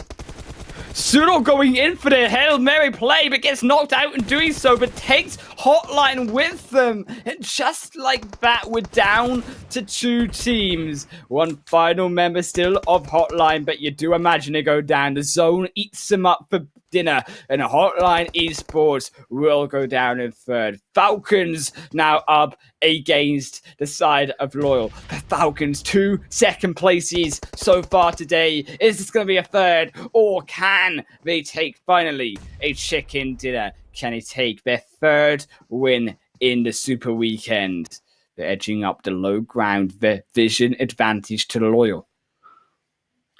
Can Falcon stop getting these second places? It's going to be a 3v3. They have the momentum as well, but you can see Loyal just using every bit of momentum they could get from those earlier games, and they are ready to pop up. 14 kills already in here, and it's going to be a 50-51. It's about all those patient play. It's about taking off backpacks. It's about trading. It's about absorbance of pressure.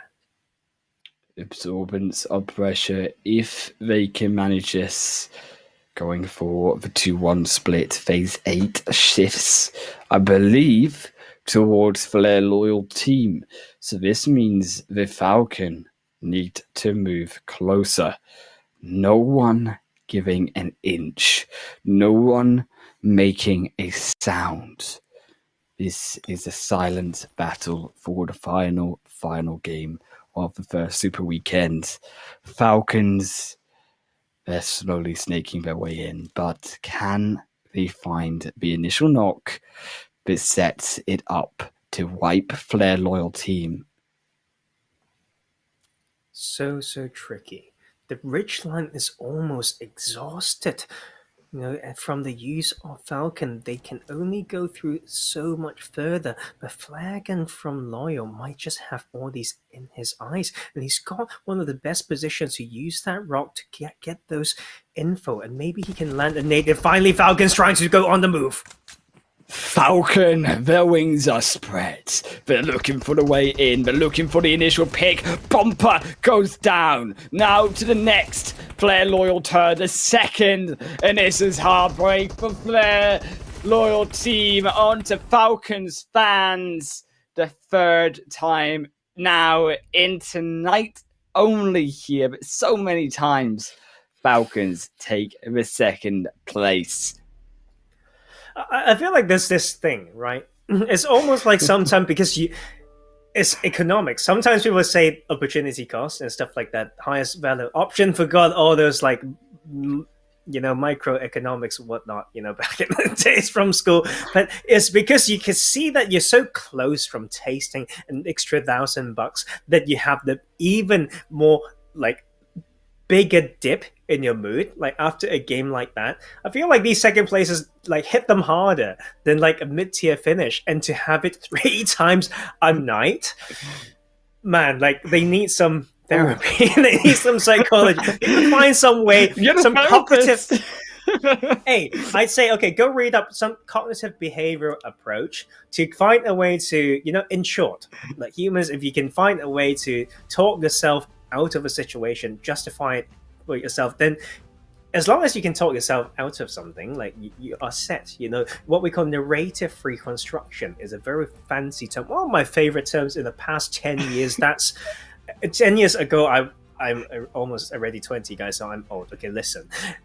It basically means your version of the story. If they can find a way to explain what happened in a way that doesn't kill the mood, doesn't kill their confidence, they are good to go. 3 second place, they are still high up on that leaderboard. That is a good day after all. Yes, you are a few $1,000s short, but you didn't have to see it that way. You don't have to see it that way at all. I mean, a good showing from them, and we will break down everything that has gone through in today's 5 matches in the Super Weekend as a whole, but after the break, and we will see you guys in just a little bit. Do not go anywhere.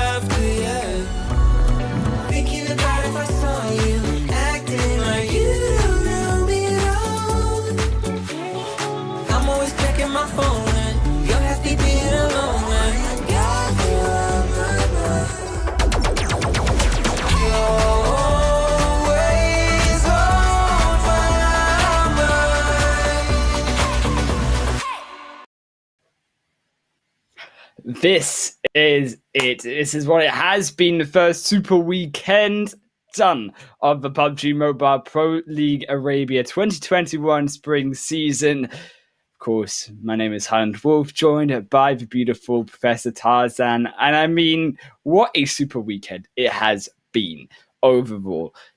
Yes, we have had the memes aside of FalconsEsport 3 second places so far just today, but there have been so much good stuff coming from them and coming from so many teams overall. Yeah, I think that's a little bit of a meme. Like, I think it hits them in a different way when it comes to this money, but what they need to celebrate is the fact that they've been strong. They've been very strong. Like 196 points, we'll see those, right? And with those 15 matches, they are way above the rest of the lobby, right? And we're going to look at some stats as well to give us a bit more insight as to what happened in that last game. But you can see Falcons landing those 22 points, much needed, but that is the blow up and the pop off from Flair Loyal Team. They were basically at the bottom before that one, and they are here to claim 32. I think it's one of the biggest wins so far in this tournament. This was a show up from the bottom teams. It was a show up from Flair, from SUDOR, from HOTLINE, from RAD, from RTG. All of these teams on the right-hand side of that leaderboard, Tarzan, who have been able to show up exactly where it counts. And we said, theoretically, the last game, there's nothing to lose. This is where teams rise up from the bottom, and most of those have been able to do so. Unfortunately, overall, a disappointing showing from some of those teams like Skies from RICO, from iKURD, from also Real Tiger 9 and Arab. Yes, these are 5 teams, but overall, these bottom 5 have had a bad day over all 5 games. And I think looking though, resetting is going to be the most important thing for these teams to do. Is we do see though the damage and the kills, but as I say, Tarzan, the reset on the mind, the reset on going into week 2 fresh, that is what is going to be the most crucial. There's a lot of studying as well. We've got the rest of tonight if they don't want to rest yet, but tomorrow as well. Like we talked about Sunday plans already, maybe not for them because there's a lot on the line here, guys. And this is where you need to, like, I will repeat myself once again, something that I mentioned earlier in this broadcast. You need to be willing. Or even have the ability to, but you need to first be willing to do something that other people are not willing to do, right? So that you can achieve something that other people can't, right? And this is, this Lombi now, like is established, they are talented, but how about work ethic? How about mentality? How about psychology? How about character? How about grit? How about synergy? How about loyalty as we look at Flair Loyal Team in this game? That is just such a significant improvement compared to their previous stats.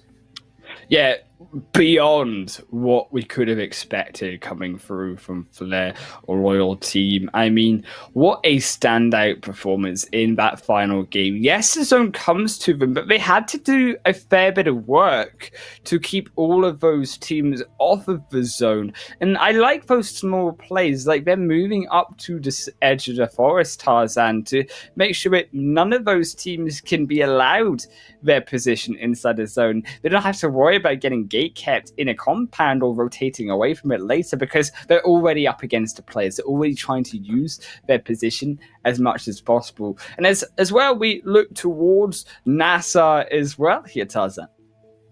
And I think NASR has put, there's quite a few NASRs, right, in this game, in this lobby. But like this guy, for this game, made it count. The small maneuvers in clearing the side, in knowing when to stay silent or whatnot, and landing those opening knocks has been vital in them, winning this game. And you also mentioned earlier as well, holding that compound can be dreadful to them if they don't know the exact right time to rotate out of it. So NASR leading his squad has made one of the biggest wins in this tournament so far, and just allow this to maybe linger and lead them towards the right direction to come back even stronger in week 2. I think this really sets them up as well for success in week 2. And I think going through into that second week, we do have to see still that continuation of good play from them. And I think also a continuation from a lot of teams coming down onto the bottom of that leaderboard, because the consistency, and one of the key words I think we talk about consistency coming through, is so important for so many of these teams as we continue to look through and break down these stats. And I think this is where we see Falcon shine as well, and is already established, right? But the thing is, when we speak about consistency, it was not also in just Super Weekend. How about the league play? But this is, this team, right, making these work like through these maps. But you can see the difference, right, in the 3 maps. Erangel has, hands down, the strongest map. Miramar coming through, but maybe the difference in that map knowledge as well and the confidence in there. Of course, there's certain stats that come through stronger on Sanhok, but we need more data, because so far we've only played 3 games of Sanhok in this tournament, and they will need to play quite a lot of them in this coming week. I think going through into Erangel, Miramar, Sanhok, I think particularly Sanhok has been the most volatile. But yes, in terms of the map itself being volatile, but I think also the most underrated map coming through has been Miramar, as we also get to talk about the players, so Tarzan here, and take a look at exactly who has been the top overall from today, as it will be no surprise to see the likes of both Break and Seller there from Zombies, but beautiful to see NASR and joined by Fidden and Safe as well. And I think Break, the fact that we see him on there alongside his teammate is so important, and we see how Zombie doesn't need to rely on that one player. Of course, he's so key, but the rest of the squad is definitely so important in setting up Salah to succeed, as well as the team, to be now pretty high on top. Still need to chase down and hunt down that Falcon, but otherwise, they are leaving a lot of strong impressions.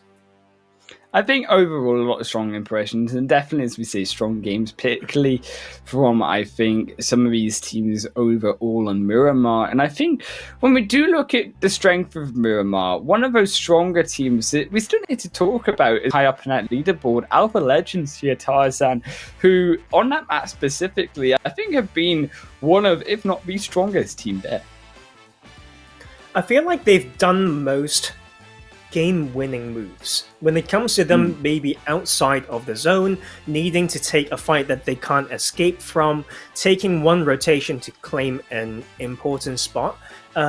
They definitely leave an impression in that department, and but sometimes they just really go to the other end, where I feel like they hold a spot to become their biggest enemies. Right? They'll hold a spot and then suddenly don't use the most out of that position. But if you give them some pressure, they seem to show up sometimes. So this team, is for me to dissect further, especially with some roster changes using substitution players as well. That does switch things up and add some flavors and make my job a little bit more complicated but fun.